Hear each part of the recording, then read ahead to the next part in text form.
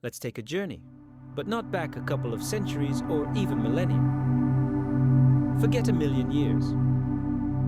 Our journey lies much further into the depths of time, billions of years into the past. We are traveling to an era from which there are no fossil photographs to study, to a world where the very geography was completely different. Back then, the continents bore no resemblance to the contours we know today.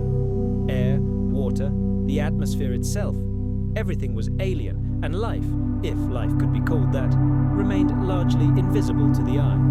And yet, it was then, in this deep antiquity, that some of the most fateful decisions in the entire history of our planet were made. Today, we will look into the era known as the Proterozoic. Don't be surprised if this word is unfamiliar to you. It's rarely heard in everyday speech. You won't find it on brightly colored museum posters, and it's almost never taught in schools. Most people have never heard of it, but this oblivion doesn't diminish its colossal significance. We don't think of the Proterozoic era as often as we think of dinosaurs or the great extinctions, yet it occupies an unimaginably vast stretch of Earth's history. It stretches from roughly 2.5 billion years ago to just 541 million years ago. Imagine, more than half of our planet's entire existence was contained within this single era.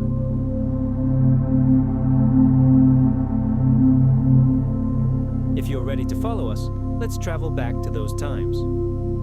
To a time when the sun shone dimmer, the moon hung closer to the horizon, and the days were a few hours shorter than the 24 we're accustomed to. To an era when neither animals nor plants existed, to a world that didn't yet know what it meant to be truly alive, to a time when the Earth was just beginning to understand itself.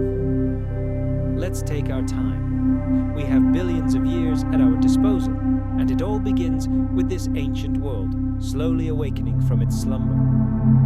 At the very beginning of the Proterozoic period, the planet was already over 1 billion years old. Scarred by meteorite impacts, the first sparks of life had only just begun to flicker. Earth was shrouded in a thick, misty atmosphere, filled with gases that would be deadly poisons to us today. Yes, the planet already had oceans, but they weren't the crystal blue expanses we see today. Imagine murky waters with a metallic taste, completely devoid of oxygen. This meant they held no hint of life as we know it. These primordial seas contained vast quantities of dissolved iron, which floated freely in the water, coloring it an ominous reddish hue in some places. The dry land, the small portion of the planet that rose above the water, was bare rock. Not a single tree, not a patch of fertile soil, not the buzz of insects, not the rustle of leaves. Only deafening silence, the howl of the wind, and the slow, inexorable work of the laws of chemistry.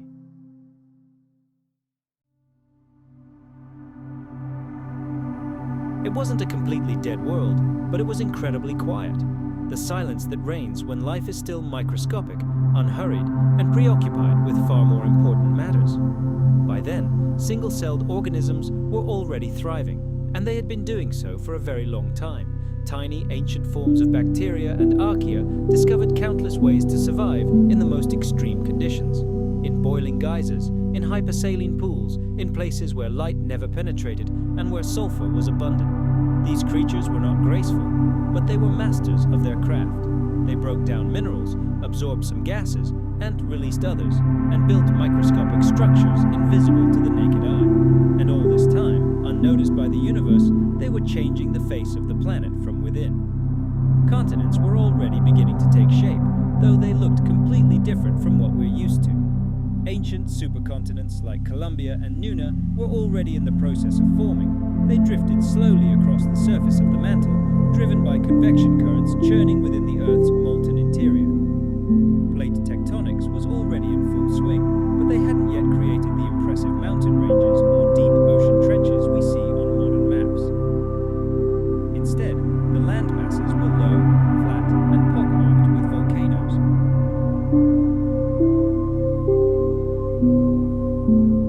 Erosion hadn't yet accumulated thick layers of sediment, and without plants to hold the soil in place with their roots, any loose material was at the mercy of wind and rain.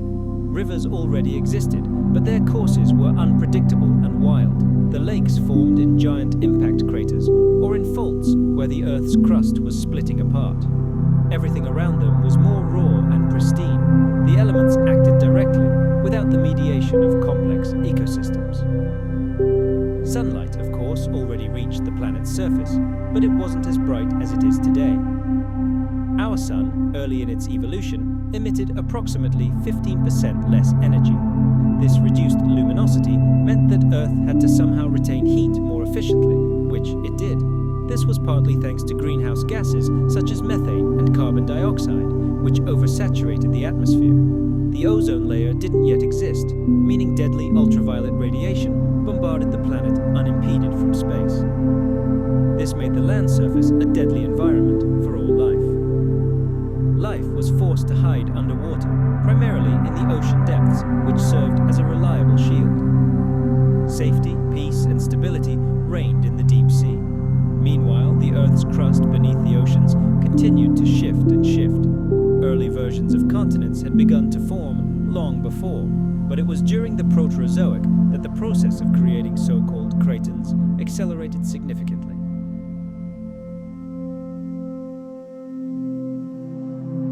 Cratons are the ancient, stable cores of continents, the geological elders of our planet. Once formed, they typically remain intact for billions of years. Strong, thick, and resistant to deformation, cratons became the foundation upon which modern continents arose. For example, much of North America rests on a craton that first solidified during this period. The same applies to parts of Africa and Australia. These fragments of ancient land masses bear the imprint of billions of years of collisions, faults, erosion, and eruptions. They are survivors of an era when the planet's surface was still struggling to regain its integrity. One of the most subtle yet important changes occurred deep within the planet's mantle. Radioactive decay was the primary source of internal heat, and over time, this heat triggered cycles of melting and remelting of rocks, facilitating the formation of new types. Granite became much more common, as did certain minerals that would later prove vital, such as phosphorus and molybdenum. These elements had no idea that they would one day trigger enzymes or build DNA molecules. However, their very appearance and availability could have quietly shaped the future capabilities of biology for the rest of time. Meanwhile, something entirely new was happening in the oceans. Among the countless microbes, a special group emerged and began to master a complex and risky method of energy production. These were cyanobacteria.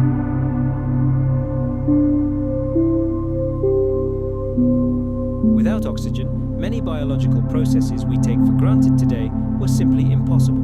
Breathing, as we understand it, hadn't yet been invented. Instead, microbial life relied on other metabolic pathways that today might seem like science fiction. They used sulfur compounds, produced methane, and manipulated iron and nitrogen in ways that resembled complex chemistry experiments rather than survival strategies. It worked, but it was extremely slow and inefficient. In those distant times, the oceans were supersaturated with iron, which floated freely in the water column. Modern oceans contain very little of this metal, as it instantly reacts with oxygen and precipitates. But back then, in that oxygen-less world, a global glaciation, which planetary historians call Snowball Earth. And so, as the ice cap began to crack and disintegrate, this process triggered a self-healing mechanism. From gigantic fissures in the crust and the vents of countless volcanoes, streams of carbon dioxide poured into the atmosphere, warming the frozen world, and the erosion of fresh, exposed rock triggered new chemical cycles. But this was only the beginning. The true driver of change was the indomitable force of plate tectonics, a perpetual conveyor belt recycling the very fabric of the planet. Imagine, entire sections of ancient oceanic crust, like giant conveyor belts, were sucked into the fiery depths of the mantle. There, in this hellish cauldron, they melted and were reborn.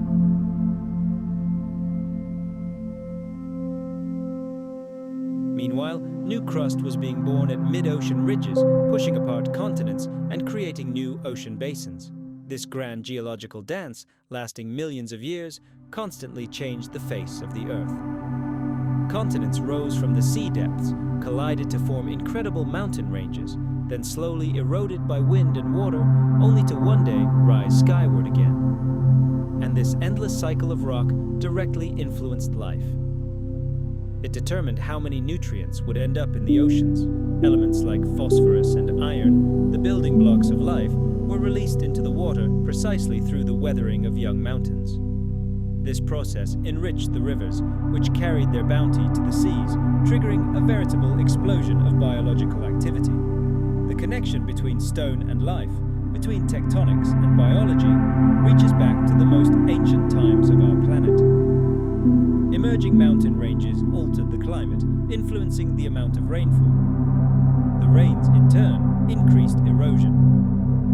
This water, now saturated with minerals, fed rivers, which in turn carried this precious gift to the ocean, altering its chemical cocktail and transforming entire ecosystems. As continents tore apart, shallow seas and wide continental shelves formed, perfect cradles for new organisms to thrive. And where one plate subducted another, volcanic activity emitted gases into the sky, dramatically altering the composition of the atmosphere.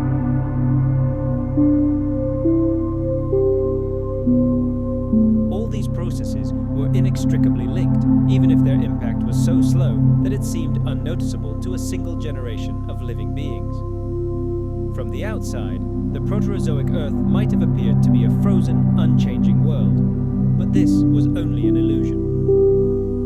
Beneath the apparent serenity of these desolate landscapes, devoid of forests, animals, or familiar scenery, an invisible, titanic work was at work. Continents collided in a slow but devastating dance, drifting apart, only to rejoin. Oceans were born and died. Mountain ranges, like the backs of gigantic beasts, rose to the heavens, then crumbled to dust. And so it went, again and again, in an endless cycle. Over time, these movements affected everything, from global climate to evolutionary paths. Even the sky above felt their effects. Tectonics controlled volcanic eruptions, and volcanoes changed the chemical composition of the air. Clouds over giant supercontinents behaved differently. Global winds shifted, and life, step by step, adapted to these changes. The movement of the continents was not smooth and gradual. It left deep scars on the planet's surface, fractures and debris that geologists still find today, but it never stopped. And now, at this very moment, the plates continue their slow drift. The Earth's crust bends and stretches, maintaining its fragile integrity. The planet lives and breathes. There, beneath the thickness of age-old ice, life lurked, patiently awaiting its moment.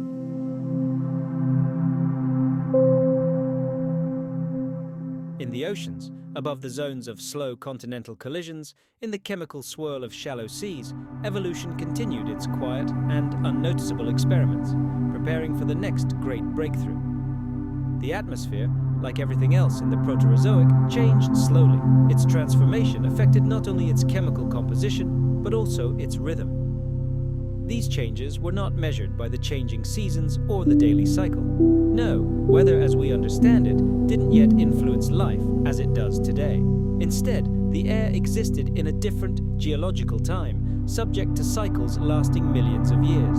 These cycles were dictated by the advance and retreat of glaciers, tectonic shifts, and the first tentative biological experiments that altered the chemistry of the sky, molecule by molecule. Above microbial mats and drifting continents, the air alternately thinned and thickened, slowly cooling and warming up again. It gradually acquired properties that, in the distant future, would make the emergence of complex life possible. After the first powerful bursts of oxygen, when the atmosphere was literally poisoned by this new gas, its levels did not rise smoothly. There was no direct path to today's levels. Instead, we experienced a series of sharp rises, long pauses, crushing drops, and new ascents. It was not a straight road, but rather a steep, jagged mountainside.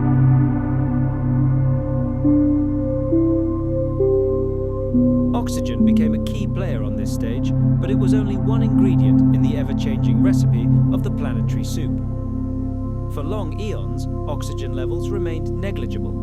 They were slightly higher than those of the Archean era, but infinitely lower than those breathed by future animals. Scientists estimate that during most of the Middle Proterozoic, atmospheric oxygen levels were tens, if not hundreds, of times lower than today. This was sufficient to oxidize rocks and cause corrosion in soils and sediments, but was completely insufficient to support rapid metabolism or large organisms.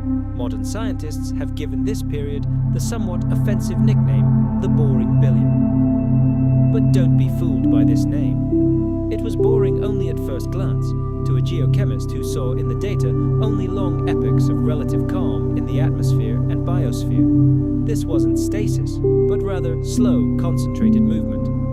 Life developed, continents drifted, oxygen was present in the atmosphere, but everything happened as if in slow motion. It was as if the planet took a deep breath that lasted for 1 billion years. However, even during this seemingly calm time, fundamental changes were taking place. For example, the carbon cycle began to take on its modern form. Carbon dioxide emitted by volcanoes was removed from the atmosphere through weathering. Rain, falling on mountain slopes, reacted with silicate rocks.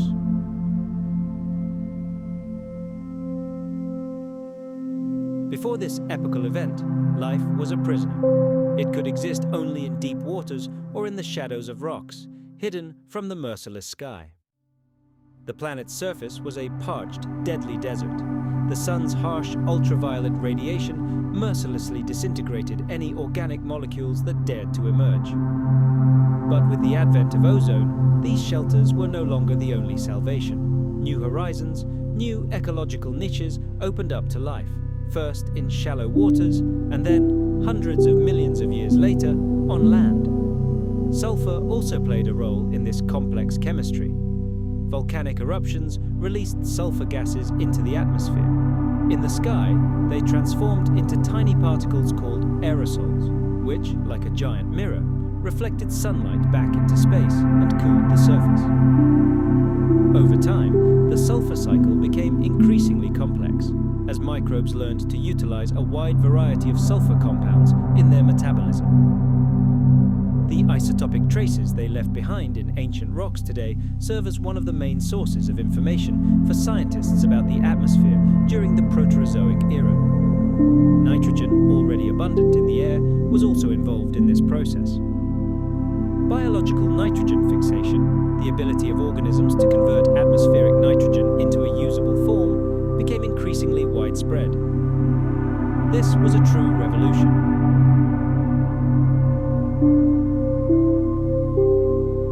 But it was never static. During periods of frenzied volcanic activity, the sky was likely covered in a thick blanket of ash and toxic gases. During ice ages, the air became crystal clear, and greenhouse gas emissions dropped sharply, cooling the planet even further. There were also brief but powerful surges in oxygen levels, similar to those that occurred at the very end of this long era. Let's travel back in time to the Neo-Proterozoic era. During those times, subtle yet fateful events unfolded on the planet. They were like brief flashes, hinting at a coming storm of change. Each such shock, each impulse, left an indelible imprint on the Earth's geological record. We see these traces today, layers of oxidized rock, strange isotopic anomalies, and, of course, the fossils of microscopic creatures that desperately tried to adapt to the ever-changing chemistry of the ancient world. Throughout this gigantic era, life remained in its infancy. Imagine a world without eyes, without nervous systems. Not a single creature could raise its head and consciously look at the sky. No one could appreciate the scale of this world. But while life slumbered in its cradle, the planet's atmosphere itself was slowly but surely transforming. The air was changing, becoming saturated with oxygen. Not yet, it was unbreathable, but everything was almost ready. The stage for the greatest drama in Earth's history was almost set. And now, the curtain began to rise.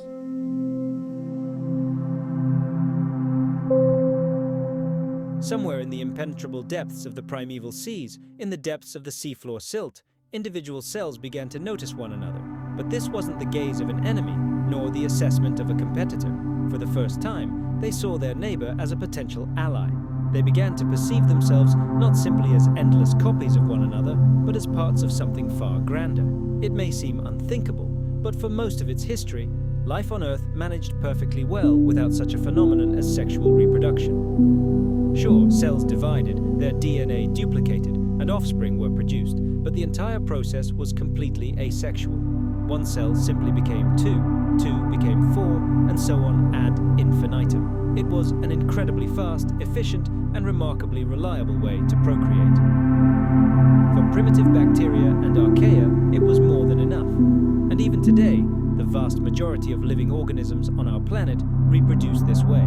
But somewhere in the twilight zone of the Proterozoic era, a completely different strategy emerged. It didn't replace the old one, but it offered an alternative, more complex, more leisurely, and more risky. And this alternative changed absolutely everything. The emergence of sexual reproduction wasn't a sudden, explosive event. There's no fossil record of this historic moment. Imagine two tiny cells exchanging fragments of their genetic code for the first time. This moment isn't marked in any particular geological record.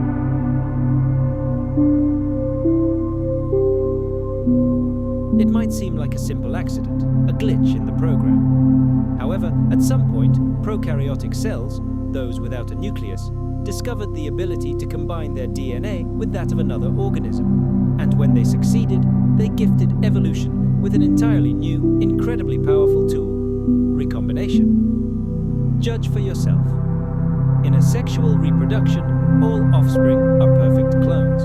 They receive an exact copy of the genome of their single parent, and changes in them accumulate only through rare, random mutations. Sexual reproduction is a completely different story. Here, two cells come into play, each with its own set of genetic material. Their chromosomes are mixed, shuffled like a deck of cards, and assembled into entirely new, unique combinations. The offspring are no longer copies, they become variations on the theme of their parents. And variability, from an evolutionary perspective, is a priceless gift. The genetic advantages of sex are enormous. It generates endless diversity, helps weed out harmful mutations, and allows populations to adapt much more quickly to changing conditions, whether it's a cold snap, a change in water chemistry, or the appearance of a predator. This process provides a kind of genetic robustness, allowing life to explore new possibilities much more quickly than would otherwise be possible through mutations alone. However, this gift came at a price, and the price was high. Finding a suitable mate requires time and energy.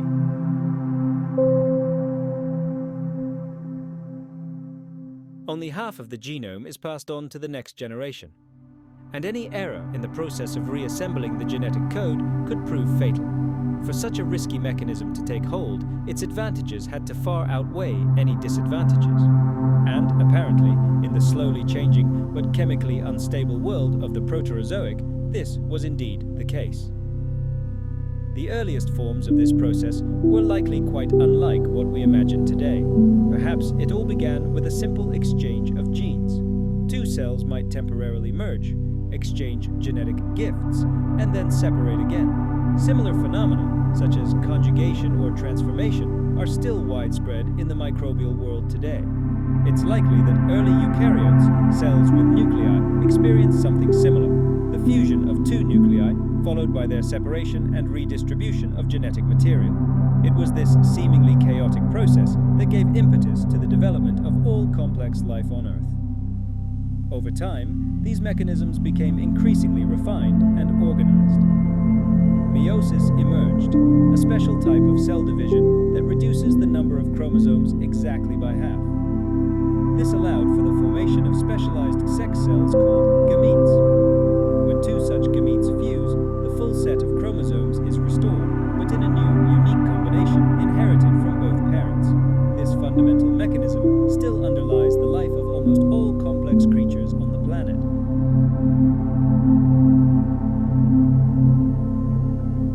Sexual reproduction likely evolved hand in hand with other major innovations, such as the emergence of the cytoskeleton, cell signaling systems, and complex internal organelles. Each new level of organization opened up new avenues for interaction, coordination, and reproduction. Some of these ancient organisms may have alternated between sexual and asexual reproduction, switching between them depending on environmental conditions. Others likely already possessed specialized gametes of varying sizes and functions. These were the first tentative steps towards sexual separation, the consequences of which were colossal, though they were far from immediately apparent. Thanks to this new method of reproduction, populations gained the opportunity to explore a vast number of genetic combinations.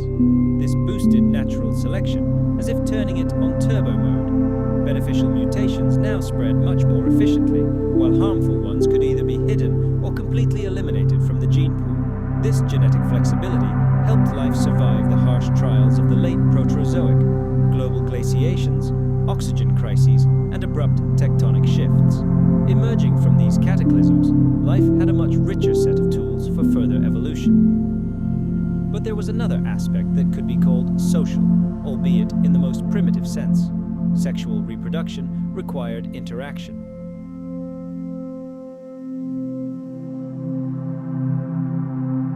It forced cells to learn to recognize each other, find compatible partners, synchronize their actions, and respond to chemical signals. This cooperation laid the foundation for future, more complex coordination. This skill proved vital when cells decided not just to live side by side, but to become part of a single, integrated organism. Unfortunately, there's almost no direct fossil evidence for the origin of sex in ancient eukaryotes. But we do have some clues. Several large microfossils from that period exhibit strange patterns of division and reunification that hint at something more complex than simple binary fission. Other fossils resemble modern algae, which are known to reproduce both sexually and asexually, and molecular clock studies, which estimate the evolutionary age of species based on genetic differences, indicate that this momentous event occurred over 1 billion years ago at the very heart of the Proterozoic era. We will never know which organisms were the first to undertake this risky experiment. We don't know what compelled them to take it, but they left behind a legacy that will outlive every species that has ever walked this planet. Every plant, every animal, every fungus, we all owe our existence to that ancient decision, that first fusion of cells, that long ago experiment in shared inheritance. And once it emerged, sex never went away.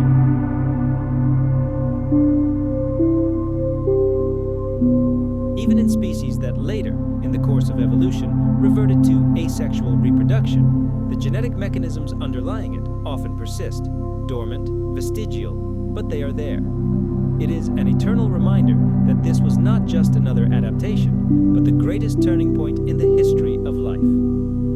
Before this, evolution had followed a limited number of paths. After this, the possibilities became virtually limitless. Changes weren't instantaneous or explosive. They accumulated gradually, almost imperceptibly. But with each new generation, gene combinations became increasingly complex and diverse. Life remained microscopic, invisible to the naked eye. There were no flowers, no mating dances, no parental care. Only tiny cells, drifting in the warm waters of ancient seas, exchanged genes, creating ever-new combinations. They paved the way for a world that had never before seen a single animal. For billions of years, life was the preserve of solitary creatures. A single cell was sufficient to survive. It found its own food, reproduced itself, and adapted to its environment. And this system worked perfectly. It continues to this day.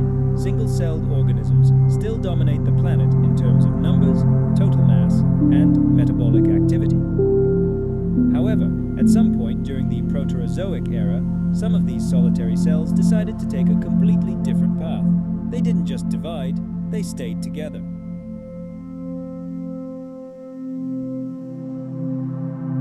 They began to form clusters, chains, films, and, eventually, something far more complex. Thus, multicellularity was born. This transition was not a single event. By all accounts, multicellularity was invented independently in different evolutionary lines at least a dozen times, and perhaps much more often. We see multicellular organisms everywhere, among algae, fungi, animals, and plants. The idea of cell fusion itself is nothing unique, but the way this system evolves, developing into a well-coordinated, efficient organism with a clear division of labor and coordinated growth, that's truly a rare and remarkable achievement of evolution. In the earliest stages, multicellularity was likely just a side effect of cell division. The cell would split in two, but instead of separating, the daughter cells remained connected. Some bacterial colonies still function according to this principle today. For example, filamentous cyanobacteria form long chains in which different cells perform different functions. Some specialize in nitrogen fixation, others in photosynthesis. Even without a nucleus, these primitive creatures already demonstrate a remarkable propensity for cooperation. As evolution continued, multicellularity took on ever new forms. Some cell colonies began to form hollow spheres, others to form layers, and some went even further and began to specialize. And as soon as division of labor emerged in this system, its advantages became obvious.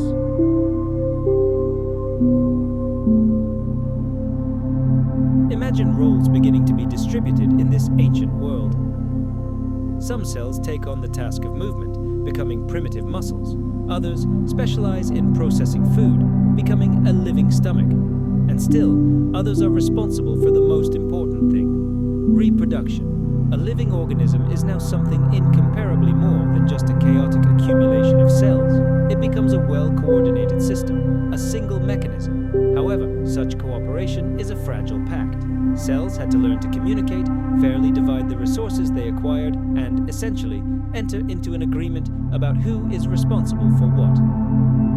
Laws were needed to prevent any rebellious cell from grabbing a bigger piece for itself or from dividing uncontrollably, causing chaos. These early rules of cellular coexistence would eventually evolve into the complex systems we know today: how our tissues are formed, how growth is controlled, and even our powerful immune system. Some of the earliest physical evidence of this great unification is found in the fossil record: microfossils from the Proterozoic era. These aren't just clusters of individual cells. We see ordered, organized structures where all the elements are of the same size and shape. This suggests one thing: their growth was coordinated, following a single plan. Some of these fossils are eerily reminiscent of modern red algae, while others form entire sheets or filaments of cells that apparently already performed various functions.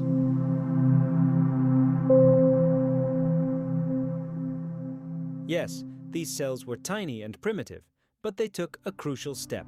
They ceased to be solitary. What pushed life to this fateful step? Part of the answer lies in energy.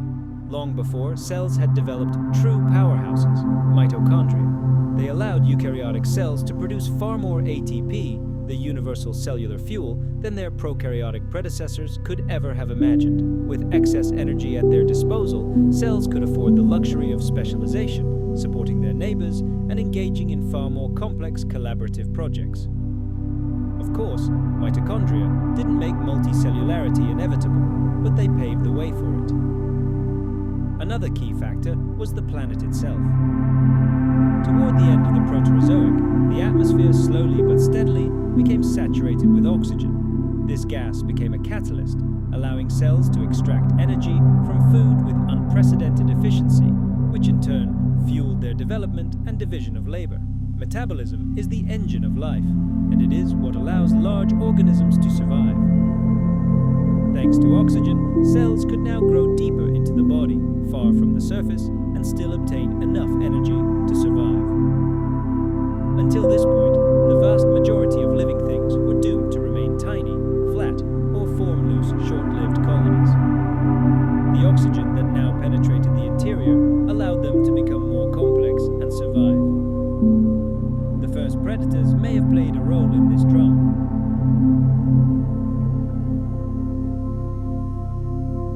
Traits could now be expressed at the level of the entire organism, not just a single cell. Natural selection gained the ability to influence body shape, growth rate, and reproductive strategies. Organisms themselves could become habitats for one another, hosts and parasites, predators and their prey. This shift, of course, didn't lead to the extinction of single-celled organisms, but it gave an incredible boost to evolution and gave rise to all the diversity of life on Earth. Life didn't displace old forms, but it expanded the horizons of what was possible. This diversity allowed it to reach new levels, conquer previously inaccessible niches, and create entirely new ecosystems. It was this step that laid the foundation for everything we would see later: sponges and worms, trees and fish, mammals, and ultimately ourselves.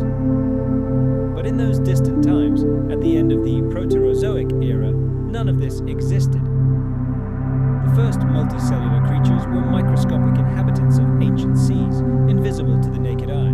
They couldn't swim, couldn't sense their surroundings, and certainly didn't possess intelligence.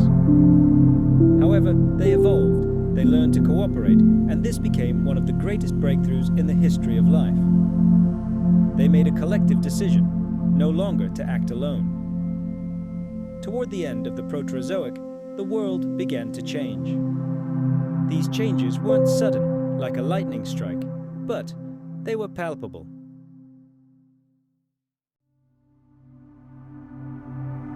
After nearly 2 billion years of silence, when only the simplest cells dominated the world, the fossil record suddenly begins to reveal something new. We see patterns that speak not just of a cluster of cells, but of structure, organization, division of functions, and even of a design. These organisms weren't animals as we know them. They had no bones, jaws, or eyes. But they were larger, more complex, and, without a doubt, alive. This remarkable period in Earth's history is now known as the Ediacaran period. The Ediacaran and its enigmatic inhabitants are one of the most intriguing chapters in the Book of Life. The rocks in which their imprints are preserved date back to a relatively short time window, approximately 635 to 540 million years ago. This was a time when the planet was just recovering from a global glaciation. Glaciers retreated, atmospheric oxygen levels rose, and conditions suitable for larger organisms emerged. The ocean's chemistry also changed, providing new nutrients that provided fertile ground for the emergence of unprecedented life forms on the seafloor. The fossils we find in Ediacaran deposits are unlike anything alive today. These creatures had soft bodies, without any trace of a shell or skeleton. Many resembled flat, quilted mattresses, lying motionless on the seafloor. Others resembled fern fronds or discs. Some spent their entire lives in one place, while others may have been capable of slow crawling.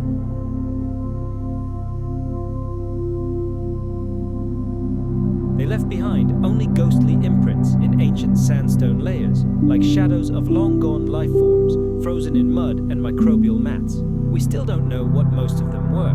Some scientists suggest that these were the ancestors of modern animals. Others believe they belong to a completely separate, dead-end evolutionary lineage that became completely extinct. Perhaps they included early cnidarians, distant relatives of jellyfish and corals. Or perhaps some of them were giant single-celled organisms or complex colonies. None of them had truly complex organs. Only a few specimens reveal hints of a mouth, digestive tract, or sensory organs. Nevertheless, a remarkable order is evident in their structure. Some fossils exhibit bilateral symmetry, like most modern animals. Others have radial symmetry, like starfish. Some, apparently, could even stand upright in the water column, anchored to the bottom. The size of these creatures is astounding. They varied, but some specimens reached a meter in length, true giants by the standards of their time. They lived on microbial mats, those same multi-layered bacterial communities that dominated the planet for billions of years. But now, these mats played a new role. They became the stage for history's first theater of complex organisms. Ediacaran creatures lived on these mats, perhaps feeding on them or absorbing nutrients directly from the water. In many cases, we find no evidence of their feeding.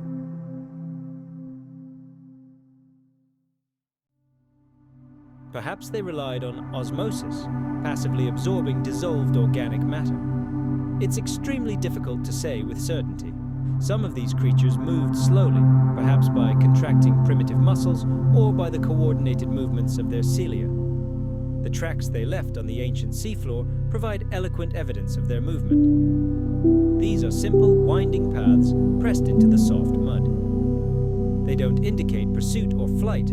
They merely indicate that these organisms purposefully changed their location, likely in search of better living conditions.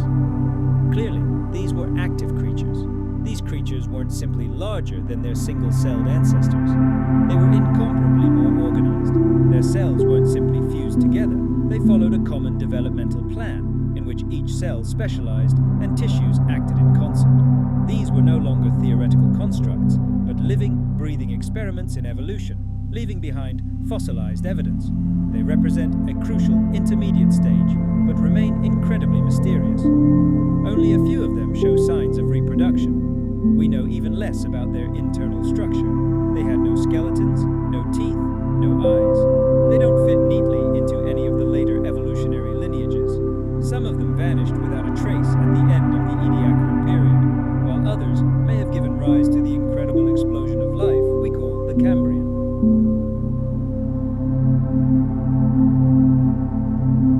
However, the direct connections between them remain unclear. Studying them is like flipping through a photo album of a long-vanished civilization. We recognize the familiar contours of life, yet feel alien in every detail. The world around them had changed too. Oxygen levels were higher than ever before, but still not as high as in subsequent eras. Imagine a world where the oxygen levels necessary to support life as we know it were significantly lower than they are today. We are transported hundreds of millions of years into the past, to an era when the planet's oceans finally regained stability after a long and harsh ice age. Meltwaters flowing off the continents brought countless nutrients leached from ancient rocks into the seas. Microbial life still dominated these primordial waters, but now the picture had become more complex. Distinct zones and gradients emerged with varying amounts of light, oxygen, and food. This allowed ecosystems to separate into layers, each occupying its own niche. The great battles for survival were still waged at the chemical level, but now space itself, the habitat, became crucial. The form of life and its habitat began to determine its fate. The communities of the enigmatic Ediacaran creatures didn't form crowds.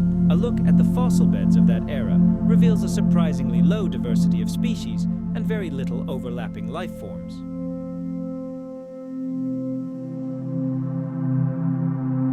It seems as if each organism had its own untouched corner of the seafloor, which remained virtually untouched. It was a world free of bustle and overcrowding, yet vibrant and increasingly diverse.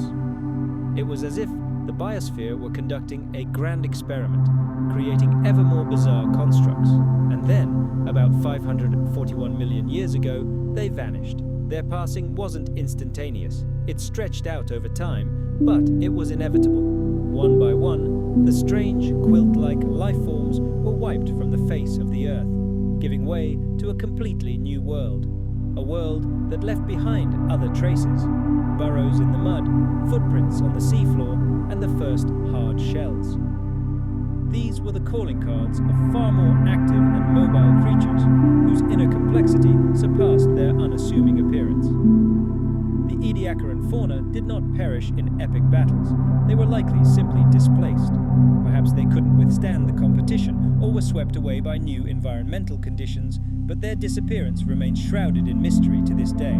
However, their brief presence on the planet is of colossal significance. They became a symbol of the turning point when multicellularity transformed from a theoretical possibility into a visible, tangible reality. At that moment, the rules of the evolutionary game changed again. The form of a creature began to directly correspond to its function, and true complexity began to shape the new face of the entire planet.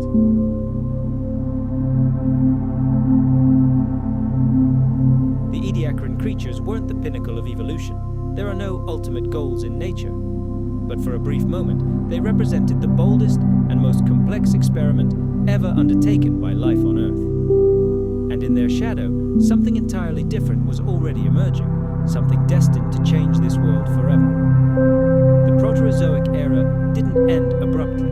There was no giant asteroid impact, no mass extinction event that would have left an ominous black layer in the rocks. There was no sudden extinction of species across the globe.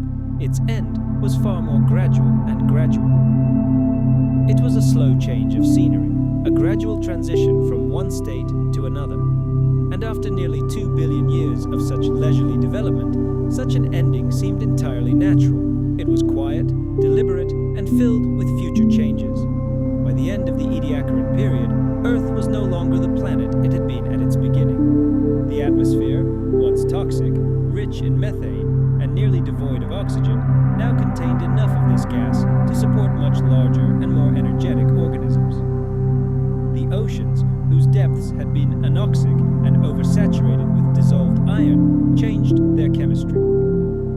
Oxygen now penetrated surface waters, paving the way for the evolution of entirely new forms of marine life.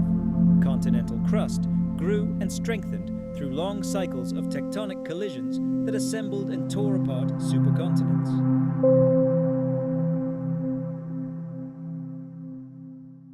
The giant Rodinia arose and broke apart, and its debris, drifting across the planet, altered ocean currents and reshaped the climate.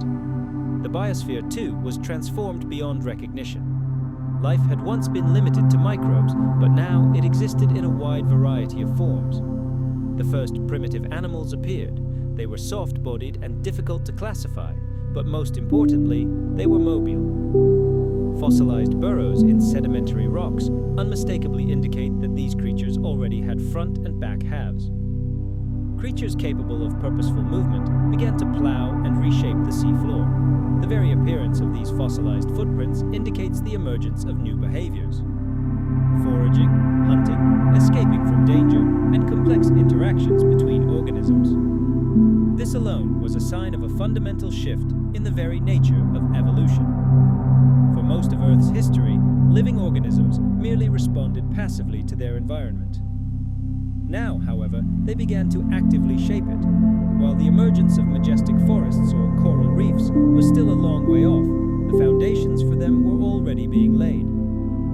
A tiny worm tunneling through sea mud may seem like an insignificant detail, but it alters the entire structure of the sediment, how the mud settles, how deeply oxygen penetrates, how nutrients cycle, and these seemingly small changes force the entire ecosystem to restructure and adapt. All the tools of modern evolution were ready for use.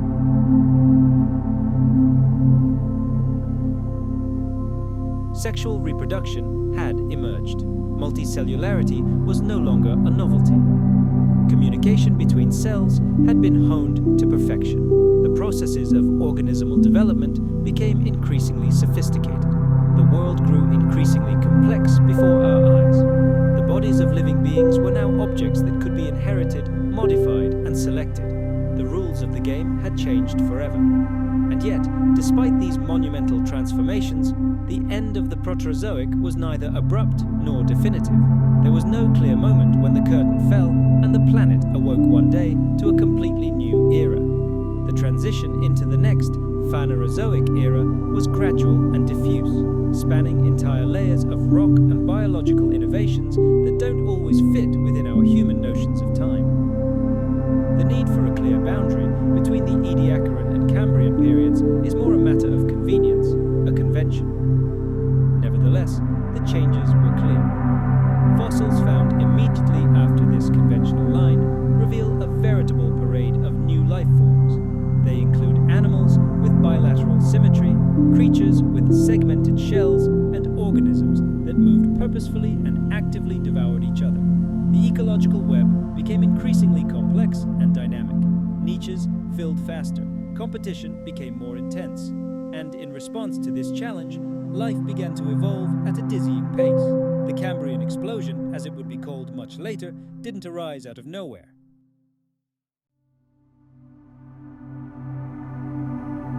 It was built on the foundation laid in the Proterozoic. Every feature that made complex life possible, atmospheric oxygen, new energy sources, mechanisms for cellular cooperation, sexual reproduction, and the diversity of forms, was all developed, tested, and perfected in the quiet, ancient seas of the previous era. Without the Proterozoic, there would be no vertebrates, no plants, no complexity at all that we see today.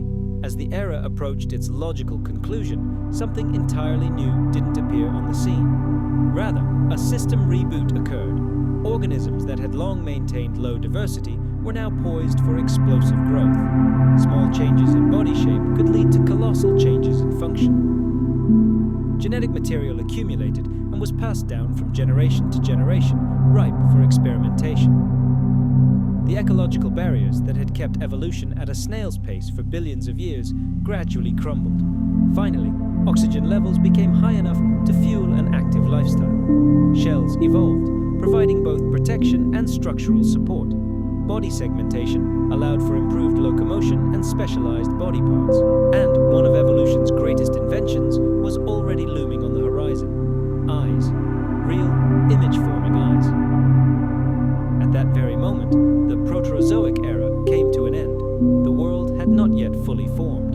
The seafloor was still covered with carpets of microbes.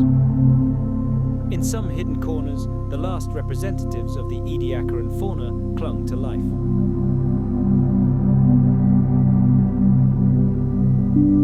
Oxygen levels, though rising, were still unstable, and evolution continued its leisurely pace, replacing one generation with the next. But this silence was deceptive. Under its cover, the biological clock began to tick faster and faster. No one saw it happen. There were no observers or chroniclers back then, only fossilized traces, chemical residues, and fragments of information locked in ancient stones lift the curtain on this wondrous world. And peering into them, we discern the vague outlines of something familiar, only just beginning to take shape.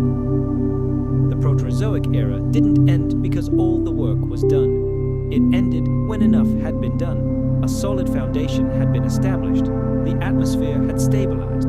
Diversity of life had emerged. The cell had invented sex, complexity, and cooperation. More was needed. Life was ready for the next step. The curtain didn't fall. It merely lifted slightly, revealing a new stage. We're used to thinking of evolution as a straight line, a slow ascent from simple to complex, from bacteria to humans. But in reality, its path was far more winding and unpredictable. It had no final goal, no set direction. No one planned the emergence of intelligence, cities, or language. What has happened, and what remains to this day, is sheer persistence, endless experimentation, and heredity. And at the heart of it all are microbes. Everything we are today begins with them. And this is not an abstraction, not some distant stage in a long chain.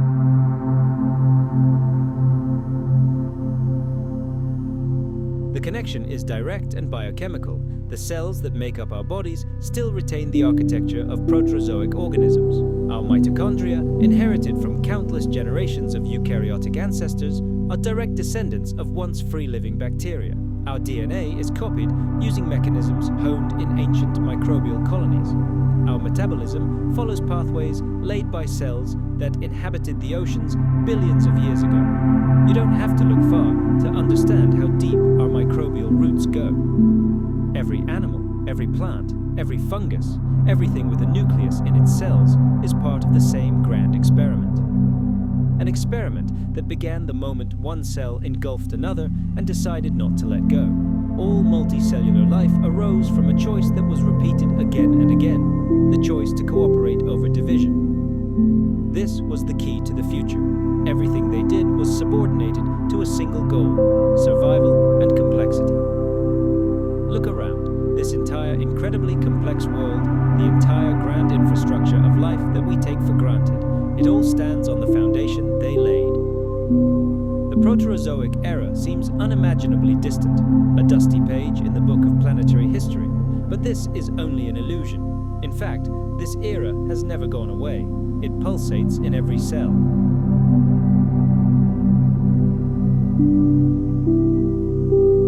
The very basic mechanisms that make our trillions of cells function as a single whole. The delicate membranes that separate the cell's inner world from the chaos outside. The very process of respiration, which converts oxygen into energy for growth and reproduction. All of these are the inventions of those first, simple organisms that inhabited the warm, shallow oceans at a time when even the continents had not yet acquired their familiar contours. Their enduring legacy surrounds us everywhere, woven into the fabric of the most ordinary things. Let's travel back to that deep antiquity. Long before nature armed the first animals with deadly spines and claws, long before living creatures had eyes to see and ears to hear, their unique blueprints were already laid out as the foundation of life itself. Even we, creatures endowed with intelligence and capable of contemplating trillions of their innermost secrets. Our genetic code, that intricate manuscript of life with its countless backups and shortcuts, seems to have been written by them. Those very cellular compartments they once designed for efficiency, those ingenious tools for copying, cutting, and pasting vital information, all this became the cornerstone of their billion-year dominance. And what's astonishing is that even their imperfections, their mistakes, have become part of our heritage and, paradoxically, our strength.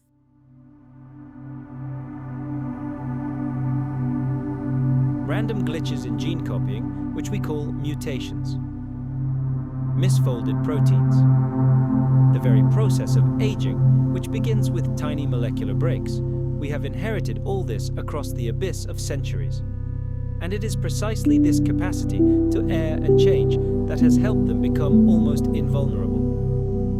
Imagine a world hostile to all life. These first microbes encountered conditions that would seem utter hell to us. The scorching heat of volcanic vents, deadly poisons in the water, long periods of famine, and a planet encased in ice. But they persevered. They completely rebuilt their metabolisms, rewrote their own genomes, adapting to unimaginable challenges. They survived all the great extinctions that wiped out entire kingdoms of life. Some of these ancient wanderers have come down to us virtually unchanged, while others have become an integral part of us. We do not stand alone. We are only a tiny part of their vast, invisible empire, and far from the most significant part of it. If we could weigh all life on the planet today, all its biomass, microbes would still win hands down. Their diversity surpasses all imagination. Right now, trillions of these creatures live in your body, on your skin. They scurry in the soil beneath your feet and even hover in the clouds high above. These invisible workers help you digest food, produce essential vitamins for you, and guard your immune system. You are not simply the descendant of microbes.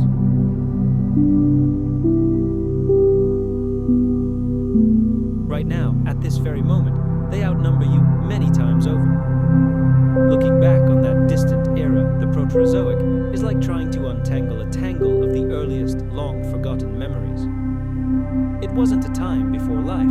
It was a time when life itself was entirely different. It flowed slowly, it was silent, but no less rich and fateful for that.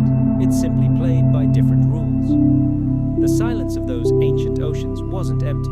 It was filled with the hum of billions of evolutionary experiments, trials and errors, brilliant strategies that would echo into the distant future. Many of these experiments failed, sinking into oblivion. But the most successful became the very foundation upon which new, far more complex forms of life would rise.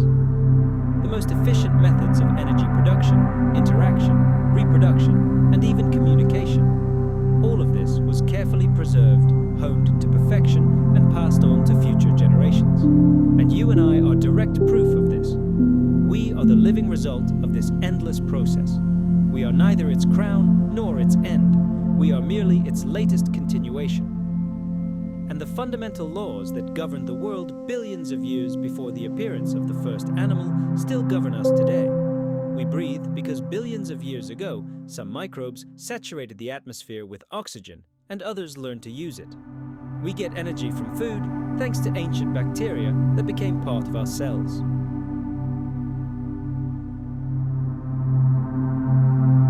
We pass on our traits to our descendants because one day, in ancient times, some organisms discovered an ingenious way to shuffle their chromosomes. We don't live after prehistory, we live because of it. The next time you look at your hands, take a deep breath and pause for a moment. Just know, none of this came out of nowhere. All of this was forged and created by a life that never looked like us and seemingly had nothing in common with us.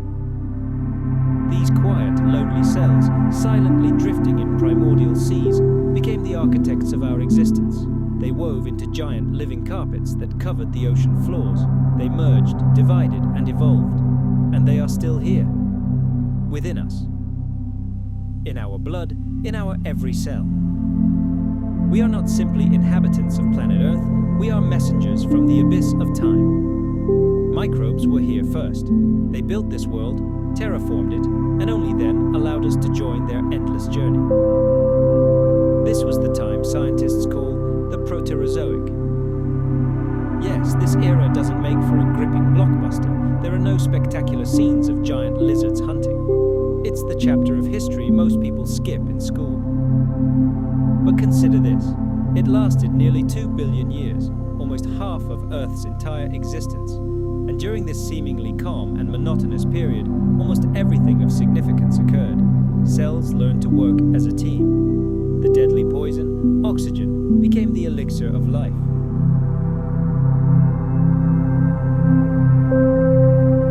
In those distant times, when the water contained virtually no free oxygen to trigger the oxidation processes we know today, it contained enormous quantities of dissolved iron.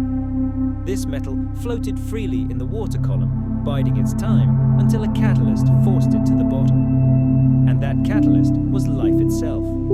Tiny microorganisms, having learned to produce oxygen as a byproduct of their life processes, began releasing it into the environment. This triggered a global chemical reaction. The iron began to rust and, in gigantic masses, sank out of solution to the ocean floor. Thus, over hundreds of millions of years, colossal rock layers formed, which scientists call banded iron formations. These geological formations, like a chronicle, preserve the rhythmic cycles of iron accumulation, telling us an incredible story about the chemical balance of the ancient world, the rise and fall of microbial activity, and a planet undergoing a major chemical transition. This is one of the most important pieces of evidence we have about the Proterozoic oceans, and it could only have arisen in unique conditions, a world with little oxygen but incredibly high iron content. Life was already teeming in these ancient seas, but it would have been impossible to see with the naked eye. Forget fish, algae, corals, or crabs. There wasn't even plankton in its modern form.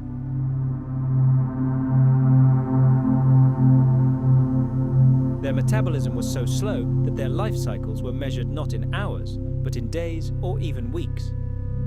But these creatures were incredibly resilient and played a crucial role in the ocean's chemical balance.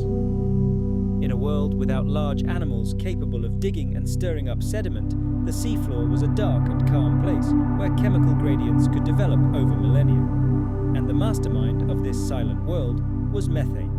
Specialized microbes known as methanogens produced it as a byproduct, enriching the water and atmosphere. Methane is a powerful greenhouse gas, and its abundance likely served as a kind of blanket for the planet, trapping heat during an era when our sun was less bright. For most of the Proterozoic, Earth's atmosphere was likely a mixture of nitrogen, carbon dioxide, water vapor, and methane, with traces of oxygen. The interactions of these gases with ocean chemistry were incredibly complex. Any changes in microbial activity could have dramatically altered the composition of the atmosphere.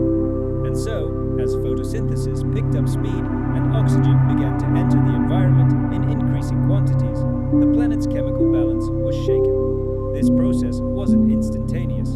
For millions of years, oxygen reacted with dissolved iron, methane, and sulfur compounds, disappearing almost as quickly as it was created. But the microbes continued their work, unaware of the profound consequences of their actions.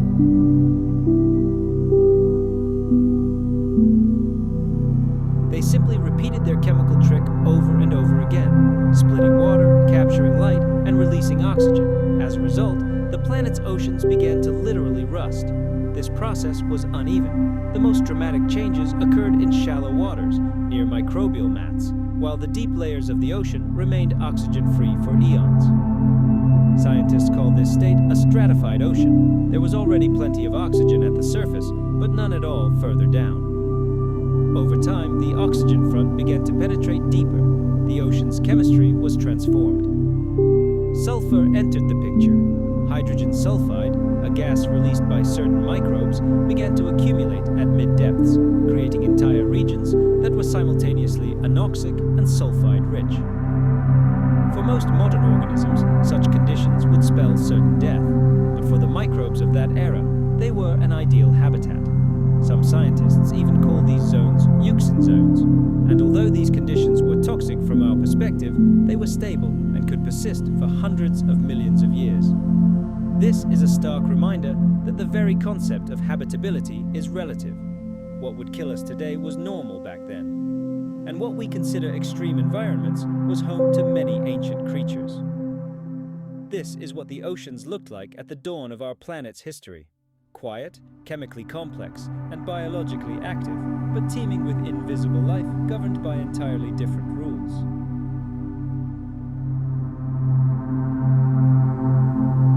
In these silent depths, a slow, invisible revolution in metabolism and energy utilization unfolded.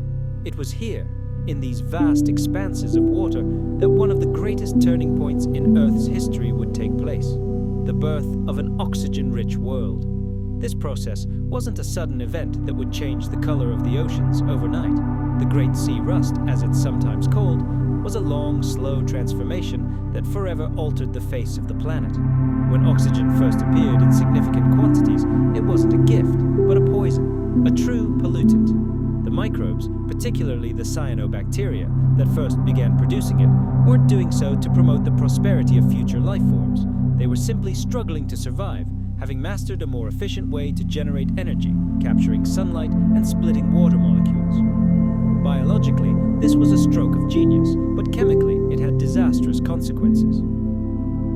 Free oxygen is an incredibly reactive element. It can't simply exist on its own. It craves to react with other substances, especially metals like iron. And iron, as we recall, was abundant in ancient oceans. It floated freely in the water, giving it a greenish or brownish tint.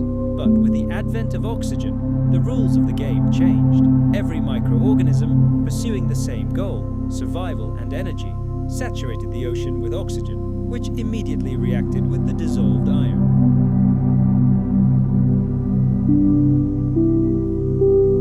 The oxygen molecule, colliding with the iron ion, triggered an oxidation reaction. The iron was rusting, but not like we're used to seeing on old cars. These were microscopic particles of suspended matter. The oxidized iron became insoluble and slowly, like snow, fell from the water column. Over time, these particles settled on the seafloor, forming layer after layer of iron-rich sediment. These layers fossilized, and today we see them as banded iron ores, rock slabs in which dark, heavy layers of iron alternate with lighter layers of silicon. They are found on almost every continent: Australia, Canada, South Africa, and Brazil.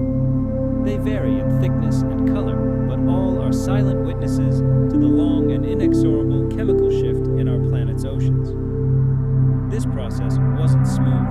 It occurred in waves. Periods of sharply increased oxygen production were followed by lulls. Sometimes oxygen was widespread enough to oxidize vast swathes of the ocean. At other times, it remained trapped near the microbial mats that had generated it. The Earth, one might say, was learning to breathe, taking its first ragged, convulsive breaths. This rusting phase likely lasted hundreds of millions of years, and it was only the beginning of global change. As iron was driven out of solution, the oceans became chemically different. Oxygen finally began to accumulate in surface waters and leak into the atmosphere. There, it encountered methane, previously the primary greenhouse gas.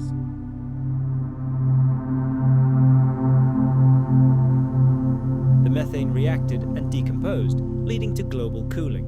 But even before that, the advent of free oxygen created entirely new conditions for life. Dark times arrived for many anaerobic organisms, for whom oxygen was a deadly poison. It destroyed their enzymes and disrupted their metabolism. For a time, much of the biosphere was poisoned by the very gas we depend on today. Entire branches of evolution were likely wiped out, unable to adapt to the new, hostile world. But not everyone surrendered in the face of this new threat. Some microbes found the strength to fight back. Special enzymes emerged within their tiny bodies, a kind of chemical shield that learned to neutralize toxic oxygen molecules, transforming the poison into something harmless. Others chose a different path, one of retreat. They plunged deeper into the seafloor sediments, away from the deadly sunlight and the new invisible threat that had dissolved into the water.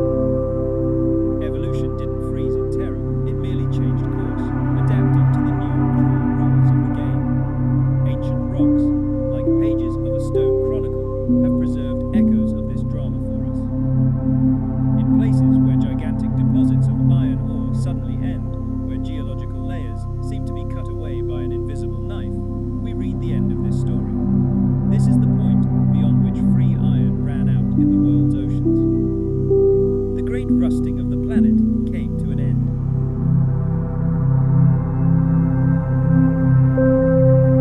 Oxygen had done its work. It had cleansed the seas of dissolved metal, leaving behind a completely new, transformed world. And now, perhaps for the first time in Earth's history, a truly large-scale accumulation of this gas could have begun in the atmosphere. This event, which scientists call the Great Oxygenation Catastrophe, was not a sudden explosion. Rather, it resembled a long, grueling game of strategy, with prolonged periods of calm and abrupt, unpredictable plot twists. Nevertheless, this was a turning point in the planet's history.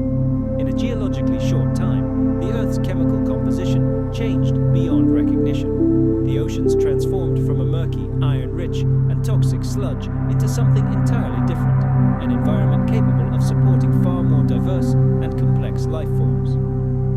Even the color of the seawater changed. Without the iron that gave it a rusty hue, it likely became clearer and purer. When oxygen levels in the water rose even slightly, microbial communities began to flourish. Sunlight could now penetrate deeper, creating new ecological layers, new arenas for the struggle for survival.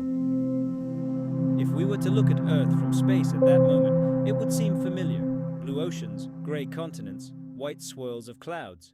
But beneath this familiar surface, a true chemical revolution was unfolding, and there was no stopping it. Oxygen had gained a foothold, and there was no turning back.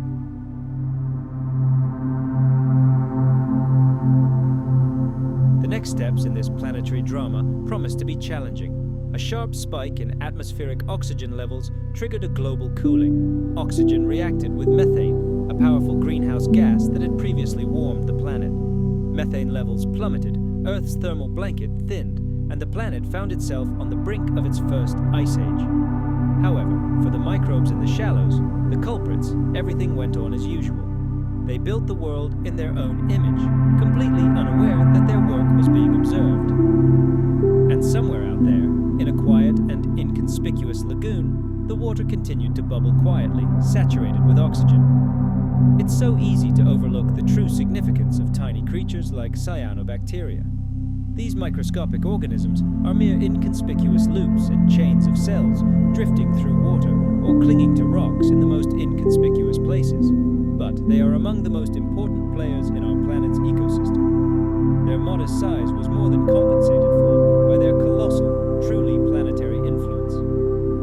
In that distant era known as the Proterozoic, they were among the most significant creatures on Earth. They didn't roar menacingly, the ground didn't tremble beneath their feet, they didn't cleave the skies, they didn't have bones capable of withstanding monstrous forces. And yet, armed only with the energy of sunlight and their incredible tenacity, they transformed the chemistry of an entire planet.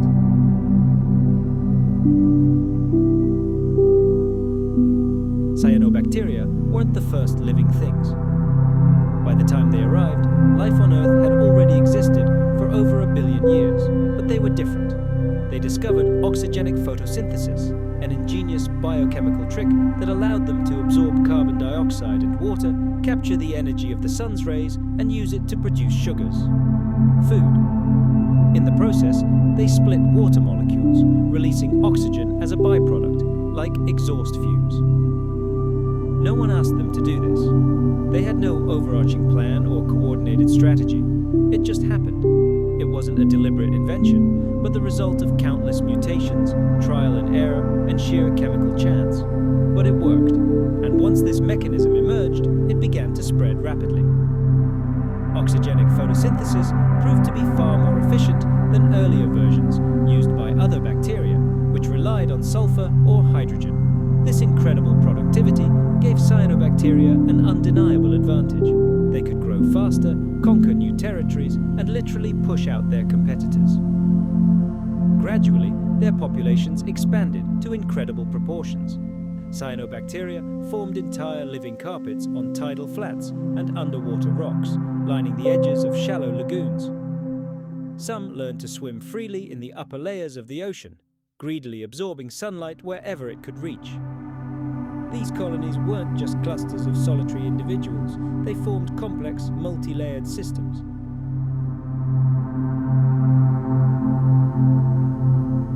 Beneath the top layer of cyanobacteria lived other species of bacteria, feeding on their waste products or exploiting the wavelengths of light that penetrated the upper layer. Together, these microbial communities created stable and incredibly resilient ecosystems. They formed gradients of light, oxygen, and nutrients, recycling the elements and constructing complex structures. Over time, these ecosystems even began to influence geology, fostering the formation of stromatolites, the dome-shaped, layered rocks that paleontologists still find in fossil deposits. Stromatolites are more than just geological curiosities. They are physical evidence of vibrant microbial life preserved for millennia. These layered rocks accumulated layer upon layer as microbial mats trapped sediment, secreted minerals, and protected themselves with mucus coatings. The result was a multi-layered tower of biology and geology, a silent monument to the resilience of simple life. In the early Proterozoic, stromatolites were everywhere. They covered shallow seas, stretched along coastlines, and formed reef-like structures. These ecosystems were among the most widespread on the planet. Yet, their true legacy lay not in the rocks they left behind, but in the air we breathe. The oxygen these microbes released initially had little noticeable effect on the atmosphere.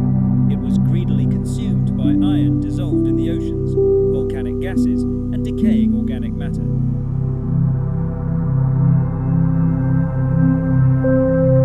For millions of years, the atmosphere remained virtually unchanged. But as the Great Rusting Event progressed, the chemical reservoirs that absorbed oxygen began to overflow. Iron levels in the oceans dropped, and reactive gases were neutralized, and eventually the oxygen had nowhere to go but upward into the atmosphere. Cyanobacteria were the catalyst for this process. They worked tirelessly, relentlessly releasing oxygen, completely oblivious to the long-term consequences. They weren't seeking to change the world, they were simply fulfilling their life program, but they were the ones who triggered monumental changes. The oxygen they released accumulated in the atmosphere, disrupting the delicate balance of gases and triggering a chain reaction of transformations. One of the first consequences was a dramatic change in climate. Methane, the main greenhouse gas on ancient Earth, proved extremely vulnerable to oxygen. As oxygen concentrations increased, methane levels fell, weakening the greenhouse effect and contributing to global cooling. It is likely that the first major ice ages in Earth's history were, at least in part, triggered by the emergence of cyanobacteria and the atmospheric changes they brought. But their impact on life itself was even more dramatic. For many organisms accustomed to an oxygen-free environment, oxygen proved a deadly poison. It disrupted their cellular mechanisms, blocked energy production, and damaged DNA.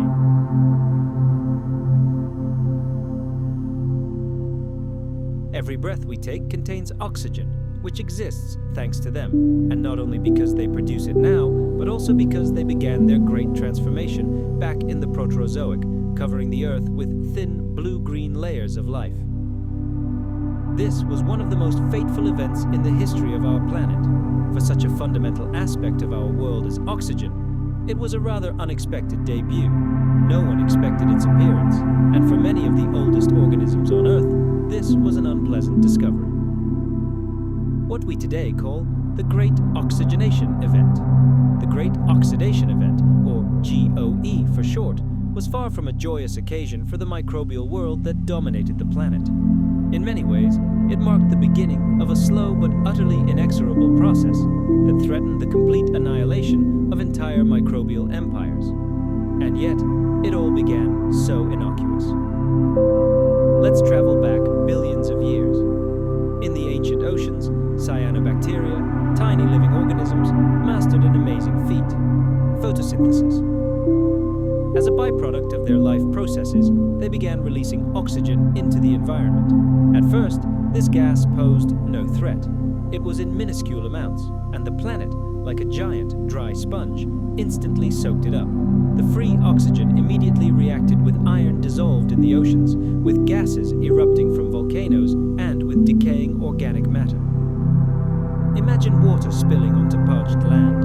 The system absorbed it completely.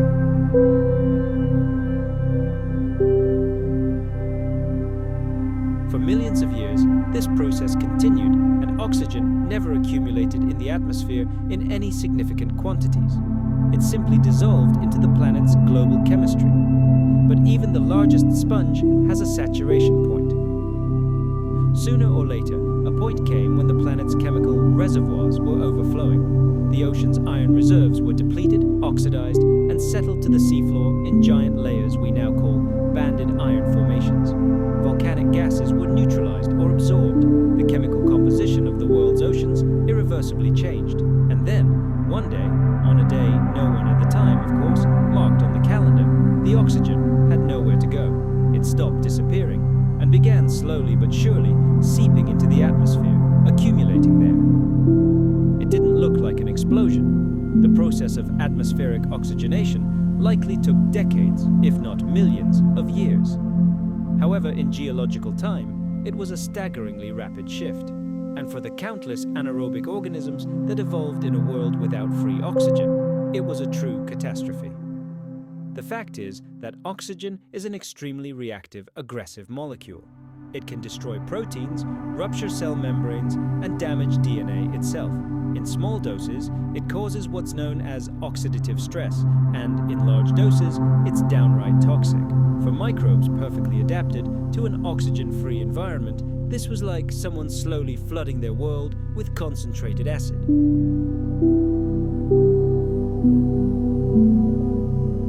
Entire microbial ecosystems collapsed under this onslaught. Others were driven to the very fringes of life. Anaerobic bacteria, which had once thrived everywhere, were forced to seek refuge in deep seabed sediments, near scorching hydrothermal vents, and other places where the toxic gas had not yet reached. Some of them disappeared from the face of the Earth forever, leaving behind only barely noticeable chemical traces in ancient rocks. The planet's biosphere underwent colossal, irreversible changes. Only those who managed to adapt to the new deadly conditions survived.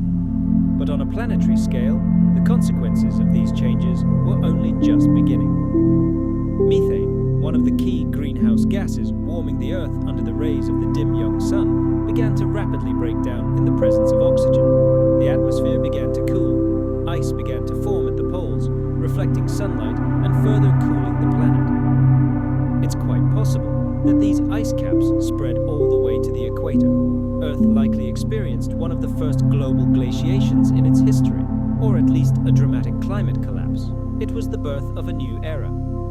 The interplay between biology and climate, between the metabolism of tiny microorganisms and the temperature of the entire planet, all of this ushered in a new stage in which the Earth began to regulate itself in complex, dynamic, and sometimes incredibly violent ways. Oxygen also had a profound impact on the chemistry of the atmosphere itself.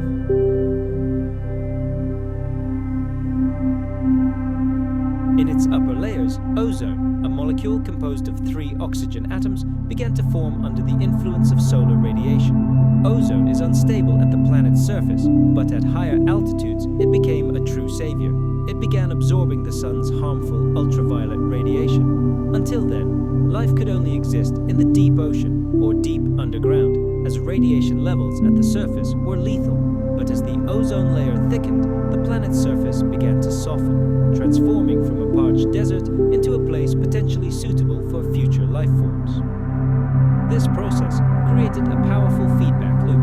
The more oxygen organisms produced, the more ozone formed in the stratosphere. The more ozone, the weaker the ultraviolet radiation, and the safer it became in shallow waters and near the surface, the more active life became there, producing even more oxygen.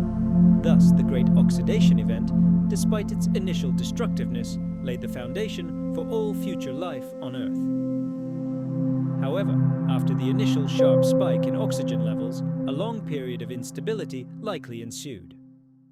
Its concentration in the atmosphere rose and fell. The system experienced disruptions. New biological or geological processes could suddenly lead to a sharp decline in oxygen levels. The early Proterozoic atmosphere resembled not a stable mixture of gases, but a bizarre patchwork quilt. For organisms struggling to survive in this chaos, the ability to adapt became the key to survival.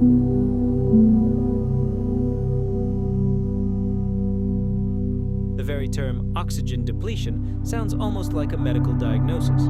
But for most of Earth's inhabitants at the time, it was more like a slow poisoning, followed by an agonizingly long recovery. Even for those who survived, the world changed forever. Entirely new metabolic strategies had to be developed. Some microbes learned to use this poison to their advantage. Oxygen became an integral part of their energy cycles, leading to the emergence of aerobic respiration. This process proved incredibly efficient, far more efficient than the old anaerobic pathways. It allowed cells to extract many times more energy from the same amount of food. This efficiency opened up entirely new evolutionary horizons. Larger cells became possible. More energy meant more complex internal structures and more sophisticated self-repair mechanisms. Eventually, some microbes developed internal compartments, organelles, including mitochondria, that specialized specifically in processing dangerous oxygen. But this happened much later. Meanwhile, oxygen was still gaining ground. It accumulated in the atmosphere, slowly rising. It penetrated soil and minerals, triggering new types of chemical weathering that forever changed the face of the continents. The so-called red layers, oxidized sedimentary rocks found by paleontologists around the world, are a legacy of those times. Iron in the soil reacted with atmospheric oxygen, coloring entire rock strata, the familiar rusty hue.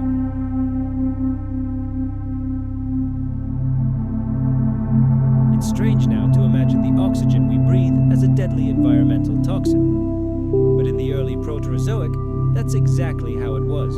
It caused mass extinctions, reshaped ecosystems and climates, leaving an indelible scar on the planet's geology. And yet, it made the emergence of the modern biosphere possible. Of course, no one was thinking about the future back then. The planet simply took a sharp turn. Life was still microscopic, but its waste products transformed the atmosphere, the oceans, and the entire world. They set the course of evolution for billions of years to come, and all of this happened without any plan or purpose. Just cells floating in shallow water, soaking up sunlight, and doing what they always did. Inhaling carbon dioxide, exhaling oxygen, and leaving the rest of the world to deal with the consequences. The sky above early Proterozoic Earth was boundless, but it was nothing like our own. Depending on the precise moment you found yourself on that wet, rocky surface, and the precise composition of the gases in the atmosphere, you might have seen a sky tinged with hues more reminiscent of science fiction than reality. It wasn't the pale blue horizon we're accustomed to, but something darker, heavier, and constantly changing. The skies were undergoing a great transformation, and like everything else in the Proterozoic, it seemed to unfold in slow motion.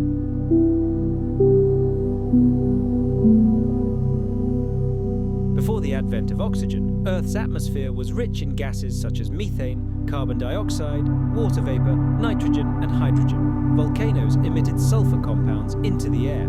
Ultraviolet radiation from the sun penetrated virtually unimpeded. Without the ozone layer, there was nothing to block it. Methane played a key role in the appearance of the sky at that time. At high concentrations, this greenhouse gas can form a dense haze of organic particles in the atmosphere. On early Earth, the sky was likely permanently covered in this fog, which scattered light and tinted the air, orange or brown. Depending on the density of this haze and the angle of the sun's rays, the landscape could have resembled something between a perpetual dawn and a dark, stormy twilight. Then oxygen appeared. As it began to accumulate, it reacted with methane. The breakdown of methane led to a decrease in its concentration in the atmosphere, and with it, the orange haze gradually began to dissipate. The sky cleared, and the laws of sunlight dispersion changed. For the first time, the atmosphere began to acquire its modern character. Shorter, bluer wavelengths of the light spectrum began to predominate in the sky, making it much more familiar to our vision. Of course, it's difficult to pinpoint exactly when the sky became blue as we know it. The transition from murky brown to blue wasn't instantaneous. It occurred gradually.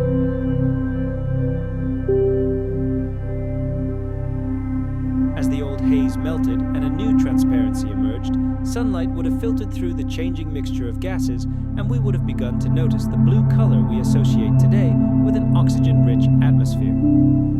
Over time, oxygen levels rose, methane levels fell, and a protective ozone layer began to form in the upper atmosphere. This process is triggered when powerful ultraviolet radiation splits oxygen molecules, O2, into individual atoms, which then, the oxygen molecules, rising upward, combined with one another, creating an entirely new molecule, ozone. And once set in motion, this process was unstoppable. It wove a vital protective blanket over the planet where none had existed before. This newborn ozone layer acted as a giant filter, blocking the deadly streams of ultraviolet radiation that had until then been bombarding the Earth's surface unchecked. And so, for the first time in history, the shallow oceans and even the bare expanses of land ceased to be death traps.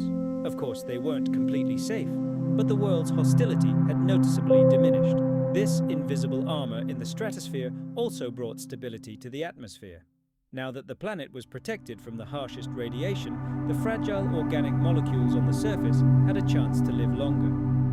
Of course, mutations remained, and the great wheel of evolution didn't slow down, but the environment itself was no longer so aggressive and destructive.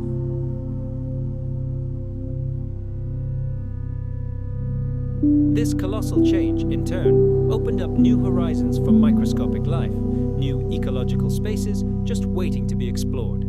If there had been eyes capable of seeing on the planet at that moment, they would have witnessed an incredible transformation of the world, and eyes were bound to appear eventually. The transparency of the atmosphere radically altered the play of light and shadow on the surface. Shadows on the ground gained sharpness and depth, and the colors of the world flared with unprecedented intensity. The skies began to blaze with fiery sunsets, the very ones we witness to this day. And although there were no people or animals yet capable of standing in awe of this dazzling spectacle, the planet was not empty. Billions of microbes silently continued their great chemical labors. And while the sky above them changed its color and character, the planet's climate also began to undergo dramatic changes. Methane concentrations in the atmosphere fell while carbon dioxide levels rose, completely reversing the greenhouse effect. Methane is a much more effective heat trap than CO2. Therefore, its disappearance likely triggered global cooling. Over the long term, this downward trend in temperatures set the stage for the first great glaciations in the planet's history. Ice ages that would have frozen the planet from pole to pole. But before the first snowflakes of that era fell, light itself changed.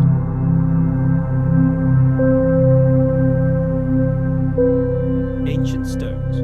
Witnesses of those times, unfortunately, cannot tell us anything about the sky. They remain silent about the exact shade of blue that dominated the air above the first continents, or how the sun's rays played across the surface of ancient stromatolite reefs. But they do provide invaluable clues. The so-called red layers are iron-rich deposits.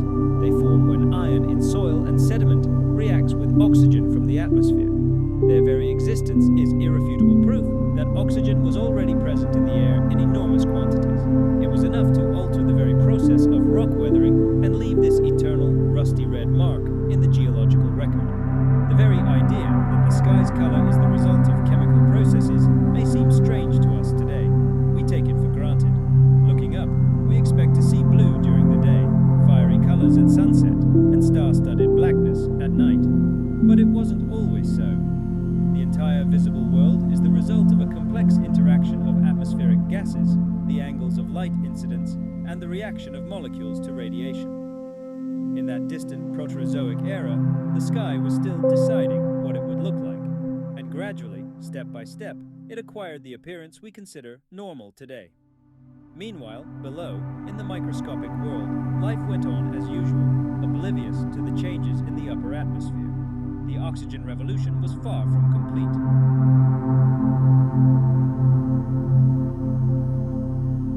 Its concentration continued to rise, and with it, so did the pressure of evolutionary selection, forcing life to adapt and, ultimately, give rise to an entirely new type of cell. These ancient communities had no blueprints or plans. They had no scaffolding, no tools, no architects as we know them. But even without all of these, they managed to leave an indelible, monumental mark on the planet's landscape. Long before corals, giant reefs, termite mounds, or human megacities arose, colonies of bacteria began constructing their own unique structures. These remarkably primitive organisms built living structures, layer by layer, cell by cell, and spread across the globe. They found refuge in sunlit shallows, on tidal flats, at the edges of lagoons, anywhere where there was access to light and the water was calm enough. At first, these bacterial mats were thin, like sheets of living photosynthetic film. The microbes clung to the surface, held together by sticky secretions. But over time, their communities became increasingly complex. Their structure developed verticality, creating multi-level communities, each floor experiencing its own unique conditions of light, oxygen concentration, nutrients, and waste. This was true chemical zoning. Cyanobacteria dominated the upper floors of this living skyscraper. They did the hardest work, greedily capturing sunlight, breaking down water, exhaling oxygen, and synthesizing nutritious sugars.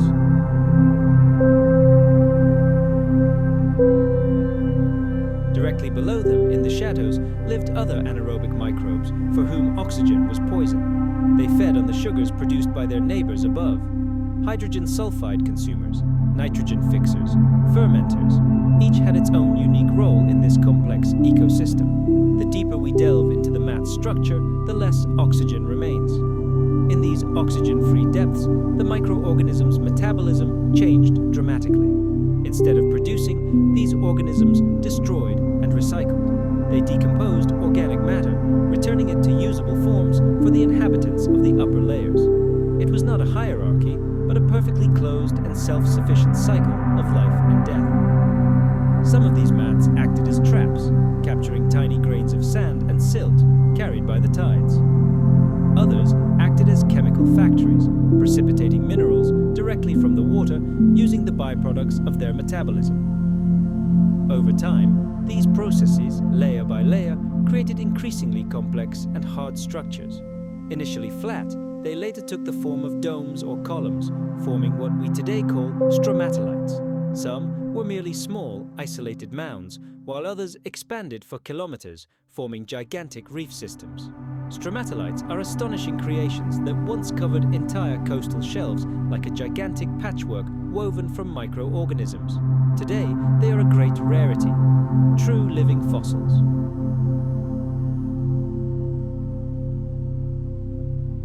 They can be found only in a few unique places on the planet, Shark Bay in Australia and in some hypersaline lagoons and alkaline lakes.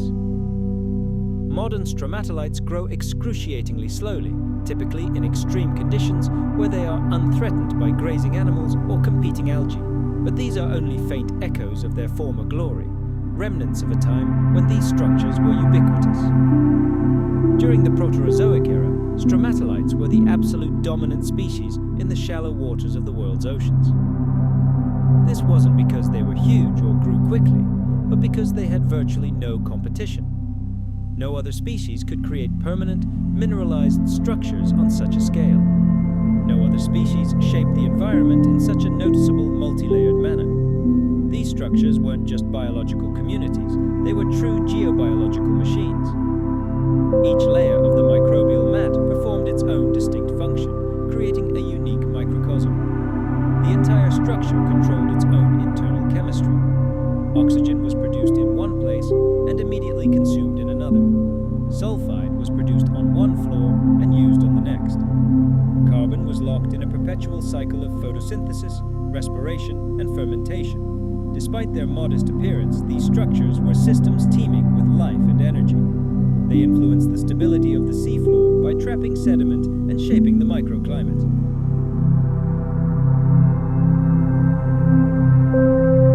There were no wings to cut the air, no fins to rip through the water. The very concept of movement as we know it was absent. No one pursued prey, and no one fled in a desperate attempt to survive. There was no vision as such, no response to light beyond the simplest molecular processes. And yet, life not only existed, it thrived. The Proterozoic era was an era of total microbial dominance, a world of the invisible. Almost all life on the planet was tiny, consisting of a single cell. The diversity of life was colossal, but all this riot occurred on a microscopic scale.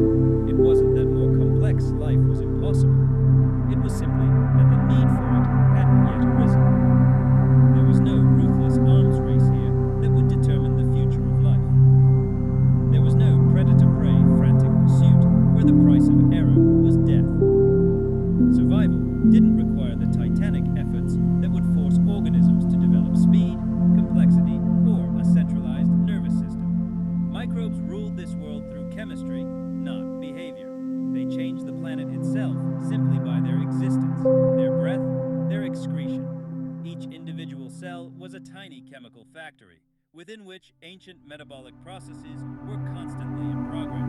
The absorption of substances, their transformation, and the elimination of waste. In this world, there were no faces to read emotions, no limbs designed for movement. However, this did not mean the cells were isolated. Communication between them existed.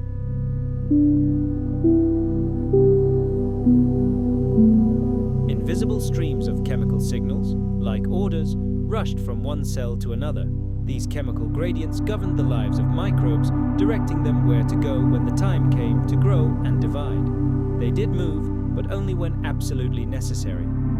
Some were equipped with flexible, whip-like flagella that allowed them to quickly move towards sources of nutrition or away from dangerous chemicals. Others simply drifted with the currents, becoming passive travelers in the vast ocean. Some clung tenaciously to the surface, while others sank to the bottom and waited for better times. Life wasn't fast, but it was incredibly efficient. The lack of eyes didn't mean microbes were blind. Many of them, especially those that used solar energy for photosynthesis, were acutely sensitive to light. Cyanobacteria, for example, skillfully shifted their position in the water column to capture the precise wavelength of sunlight they needed. Some even performed diurnal migrations, rising closer to the surface during the day and sinking deeper as darkness fell. And although they lacked vision as we understand it, they did have photoreceptors, complex molecular mechanisms that, upon detecting a particle of light, cause the microbe to alter its behavior. The entire microbial biosphere was strictly organized according to gradients. Light reigned at the top, darkness at the bottom. Some layers were full of oxygen, others completely depleted. Temperature, acidity, and salinity varied.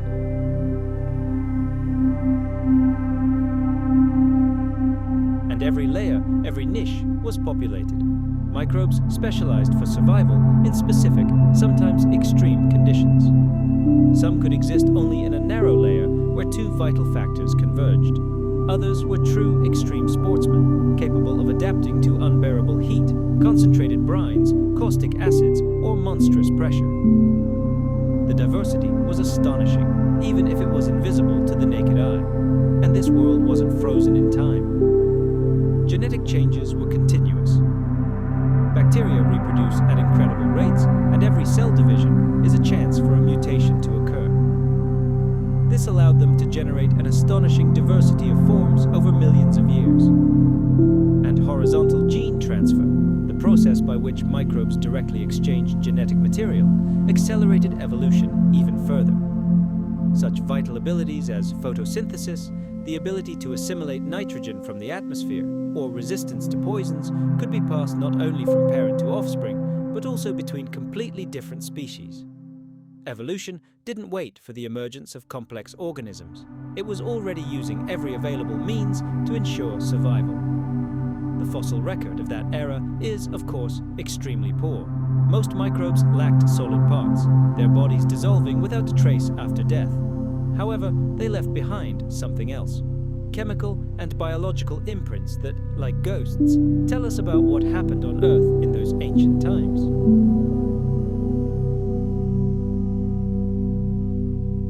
The presence of certain molecules, biomarkers, indicates the existence of specific bacterial species. The ratio of stable isotopes in ancient rocks can tell us who performed photosynthesis, who processed sulfur, and who consumed nitrogen.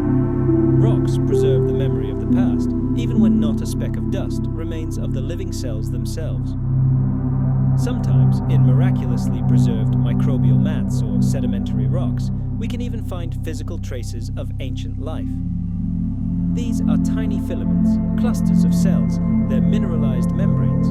These aren't photographs, of course, but they give us a glimpse into a world teeming with life, even if that life has long since died out. None of them had faces, but the ecosystem was fully functional. Primary producers, photosynthesizers, created energy-rich molecules. Consumers broke them down, and decomposers completed the cycle. It was a complete food chain, but devoid of physical collisions. There were no jaws, no claws, no pursuit, only the silent movement of molecules through layers of silt and water, and time itself flowed differently here. Without a complex nervous system, there was no consciousness, no memory, no ability to plan for the future. Cells simply responded to external stimuli in real time, obeying the laws of chemistry. Signal, change, reaction. Such was the rhythm of this life. And for all its apparent simplicity, this system was incredibly resilient. It existed in this form for over 1 billion years.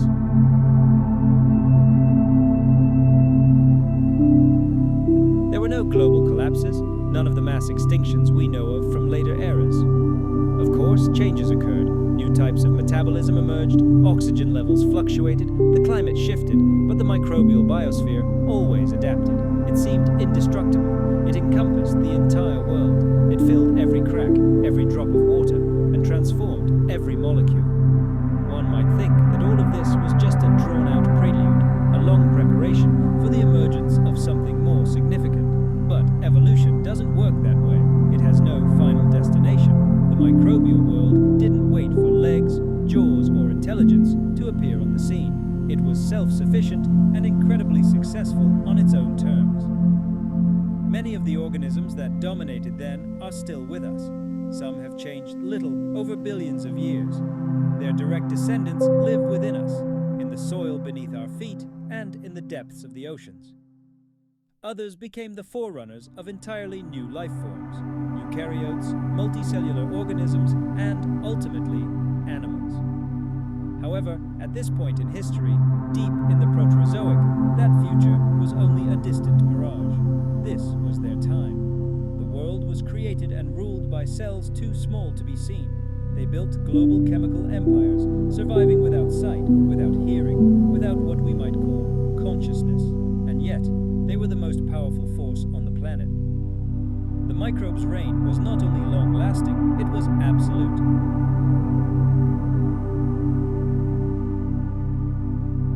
And then, in one of the quiet corners of this invisible world, something entirely different began to emerge.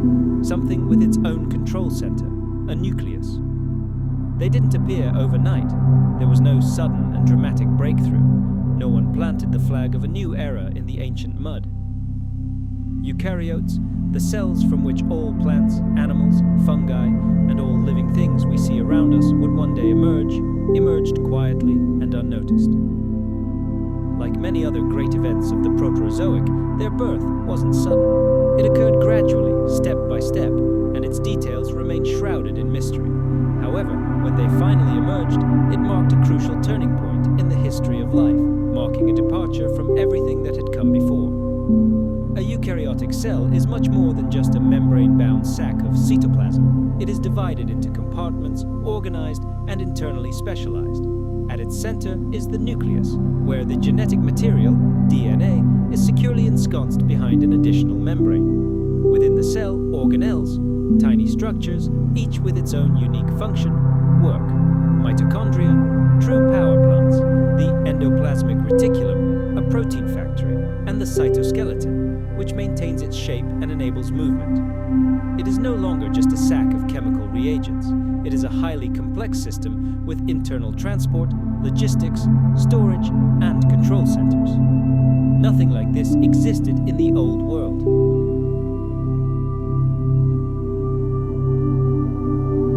Prokaryotes, bacteria, and archaea seem incredibly simple in comparison, efficient yet primitive. Their DNA floats freely within the cell. All chemical reactions occur where the right conditions exist. And this simplicity worked. It worked for billions of years. But eukaryotes chose a completely different path. They relied on internal complexity. Exactly how this happened remains a subject of scientific debate. But the leading theory is that it all began with symbiosis, a great cellular fusion. At some point in the distant past, an ancient host cell engulfed a bacterial partner, not as food, but as a companion. Perhaps the bacterium began living inside the host, gaining protection from the outside world and offering something valuable in return. For example, the unique ability to efficiently use oxygen to produce massive amounts of energy. Whatever the precise circumstances, this partnership was incredibly successful. The bacterium remained inside forever, eventually losing its independence, shedding unnecessary genes, and transforming into a specialized organelle. Thus, new, complex life was born. What should have been a simple meal instead became a lifelong ally, what we know today as mitochondria. It wasn't the first alliance in the history of life, but it was undoubtedly one of the most fateful. Imagine a powerful power plant suddenly starting up inside this primitive cell.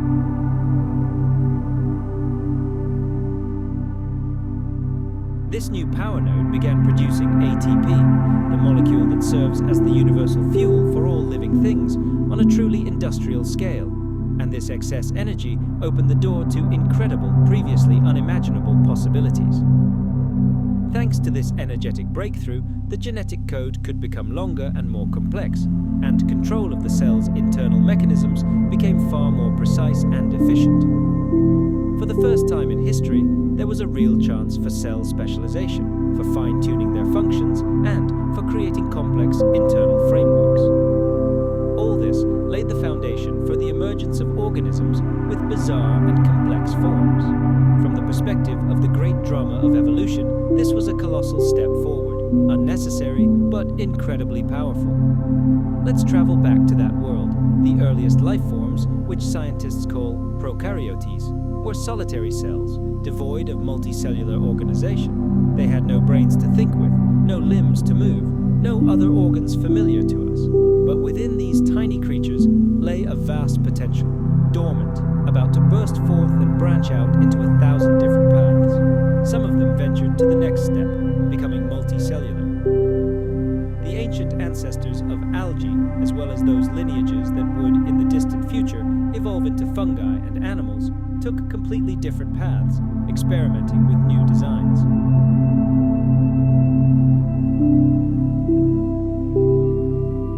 A vital need to sense the world around them emerged. A primitive chemical sense developed, the ability to respond to external signals, and the ability to move toward a food source, or, conversely, flee from danger. All of this was the first step toward life, beginning to think in spatial terms. During this turbulent period, organisms began to establish far more complex relationships with one another. Some became homes for other symbionts. For example, certain groups of cyanobacteria were likely ingested but not digested, and these guests eventually evolved into chloroplasts, organelles that to this day nourish the cells of all plants on the planet. And here again, we see the same scenario: cooperation, integration, and narrow specialization. The Earth's rock record is extremely sparse in detail about this era, but some hints do exist. In Proterozoic rocks, paleontologists find microscopic fossils with a more complex structure, larger ones, and clear signs of internal compartments. Chemical traces, such as specific fats, indicate the presence of a metabolism characteristic of eukaryotes. And while this evidence isn't always 100% conclusive, it aligns well with genetic data, which suggests that by the mid-Proterozoic, eukaryotes had already diverged into two main lineages. These new complex cells could be thought of as entire worlds in miniature.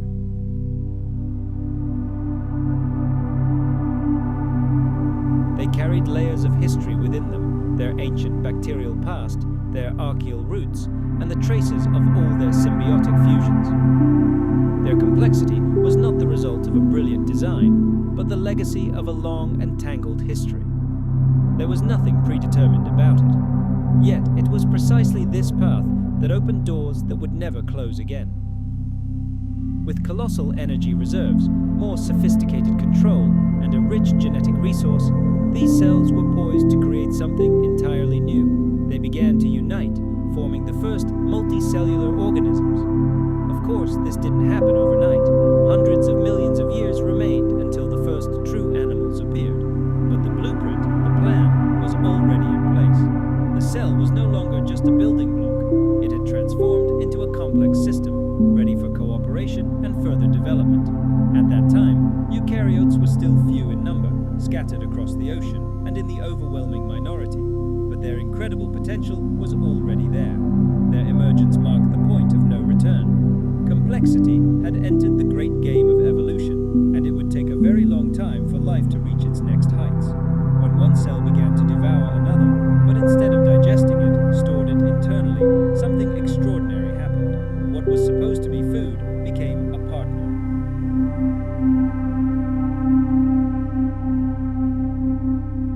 symbiosis, in its simplest definition, means living together.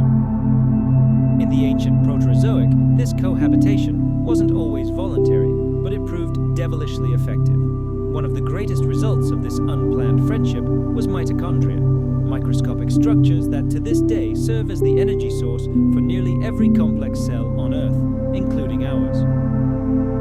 In school textbooks, mitochondria are often called the cellular powerhouse.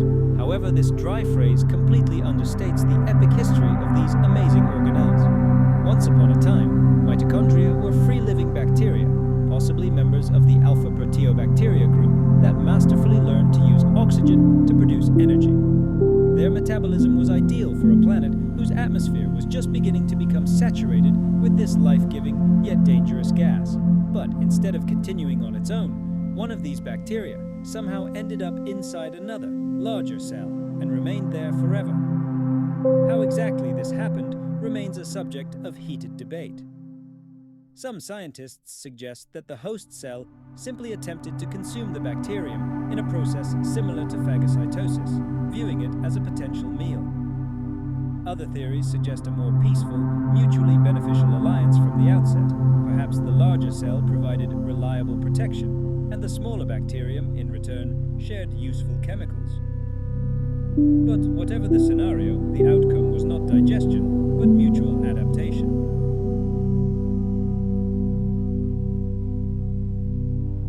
This fusion was a true turning point in evolution, not because it made cells more interesting, but because it made them immeasurably more powerful. The oxygen-dependent respiration process used by mitochondria allows them to extract tens of times more energy from a single glucose molecule than ancient oxygen-free methods.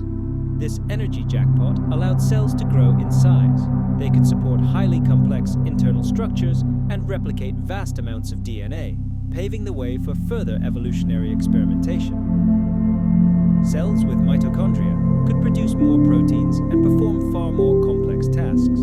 The energy provided by these tiny power plants made complexity economically viable. But the role of mitochondria wasn't limited to metabolism. Their emergence also had global ecological consequences. Cells equipped with mitochondria were able to more effectively utilize environmental resources and, most importantly, they learned to utilize oxygen and became dependent on it. They gained the ability to form entirely new types of communities, interact with each other in novel ways, and create unique multicellular structures. The simple engulfment of one bacterium by another paved the way for the emergence of the entire tree of complex life we see today. Some of these ancient cells went even further, entering into new symbiotic alliances that eventually led to the emergence of algae and plants.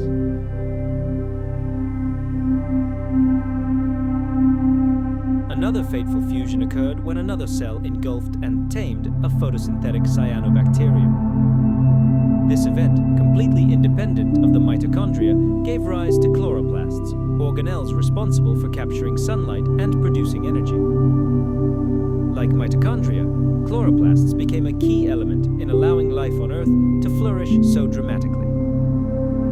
Mitochondria, those amazing structures inside our cells, with their own DNA, double membranes and bacterial origins, are a living monument to an ancient alliance. Symbiosis, once considered merely a curious biological detail, is now recognized as one of the primary driving forces behind great evolutionary transformations. It's not just a survival strategy, it's a creative force. Instead of destroying other life, early cells known as prokaryotes incorporated it. Instead of rejecting outsiders, they made them part of themselves, and in the process, they completely rewrote the rules of what a living cell is capable of. The story of the emergence of mitochondria challenges our conventional notions of cutthroat competition. Evolution is not only a merciless struggle for survival, but also a great process of integration and cooperation. In the great book of life, in the pages dedicated to evolution, we often find the same truth. Victory does not always go to the fastest or the most powerful. Sometimes the key to dominance lies not in strength, but in the ability to create alliances and live in harmony.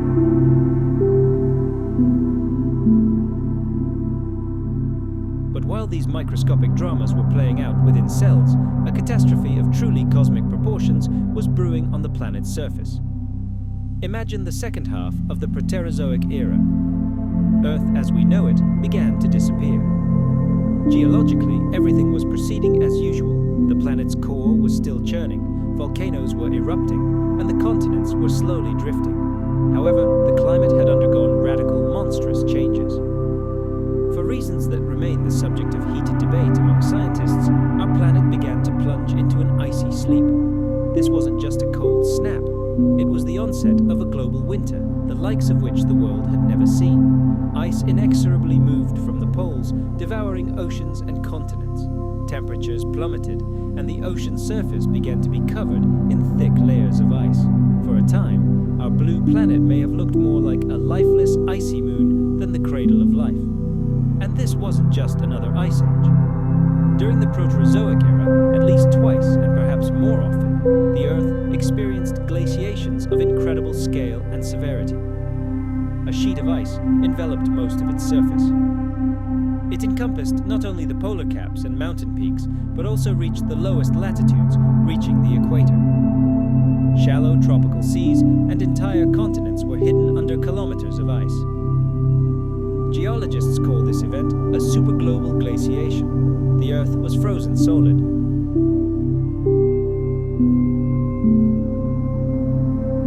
And that was true. Environmental stress, potential mass extinction, disruption of all global cycles. But they also proved to be a powerful stimulus. Perhaps it was these crises that cleared stagnant ecosystems, freed up ecological niches, and forced life to seek new, revolutionary paths of development. The Proterozoic era was never a time of calm. Yes, it had long, calm periods, but it also experienced chaos, global oxygen poisoning, atmospheric upheavals, and finally, icy captivity. And each time, life, albeit with great difficulty, continued on its way. The cold did not destroy all life. It merely narrowed the corridor of possibilities, forcing life into extreme conditions, but failing to wipe it off the face of the Earth. Beneath the thick, glittering armor of global ice, life continued to evolve. It showed not so much resistance as incredible tenacity. These ice ages, known as Snowball Earths, were among the harshest trials in the history of our planet. But they did not lead to total extinction. They acted as a kind of filter through which only the most resilient, the simplest, or the most inventive organisms could survive. The Earth's surface during these times was unrecognizable. Continents were hidden under glaciers, and the oceans were covered in kilometer-thick ice sheets. Icy winds howled in the thin, dry air, and temperatures dropped to unimaginable levels. Photosynthesis, the main engine of life, virtually ceased.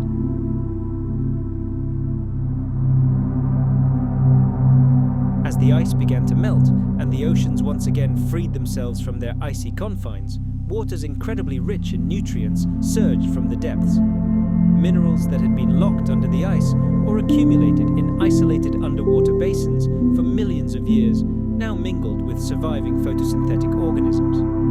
This created ideal conditions for a new evolutionary explosion. Life returned to areas where sunlight began to penetrate again, and it was a veritable boom.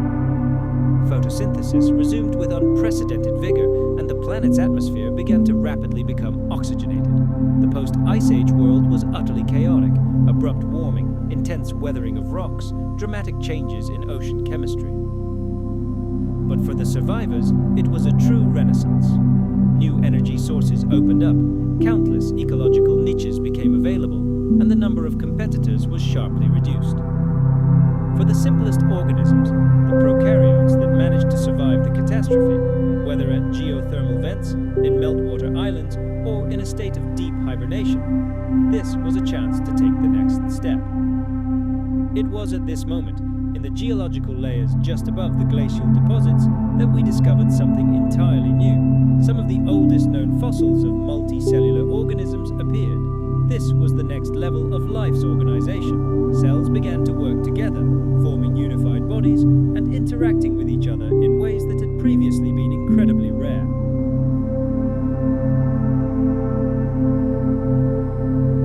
On the scale of geologic time, such gigantic land landmasses are inherently unstable. Imagine a giant blanket covering a pot of boiling water. Heat from the Earth's interior accumulated beneath the thick continental crust, unable to escape. Eventually, this excess heat caused cracks and fissures to form. The Earth stretched, thinned, and broke apart. Magma surged upward, creating new oceans, and the continents once again began their solitary drift. After Columbia came the era of Rodinia, a new supercontinent that emerged approximately 1.1 billion years ago. Its configuration was different, although some parts of the Old World were incorporated into the new one. North America is believed to have been located somewhere in the center of Rodinia, with South America, Africa, Australia, and Antarctica located at its edges. However, the exact positions of all these fragments remain the subject of intense scientific debate. One thing is clear: throughout Earth's history, the cycle of supercontinent assembly and breakup has been one of the main drivers changing the face of our planet. Rodinia was enormous and likely played a key role in shaping the climate and ocean currents of the Proterozoic.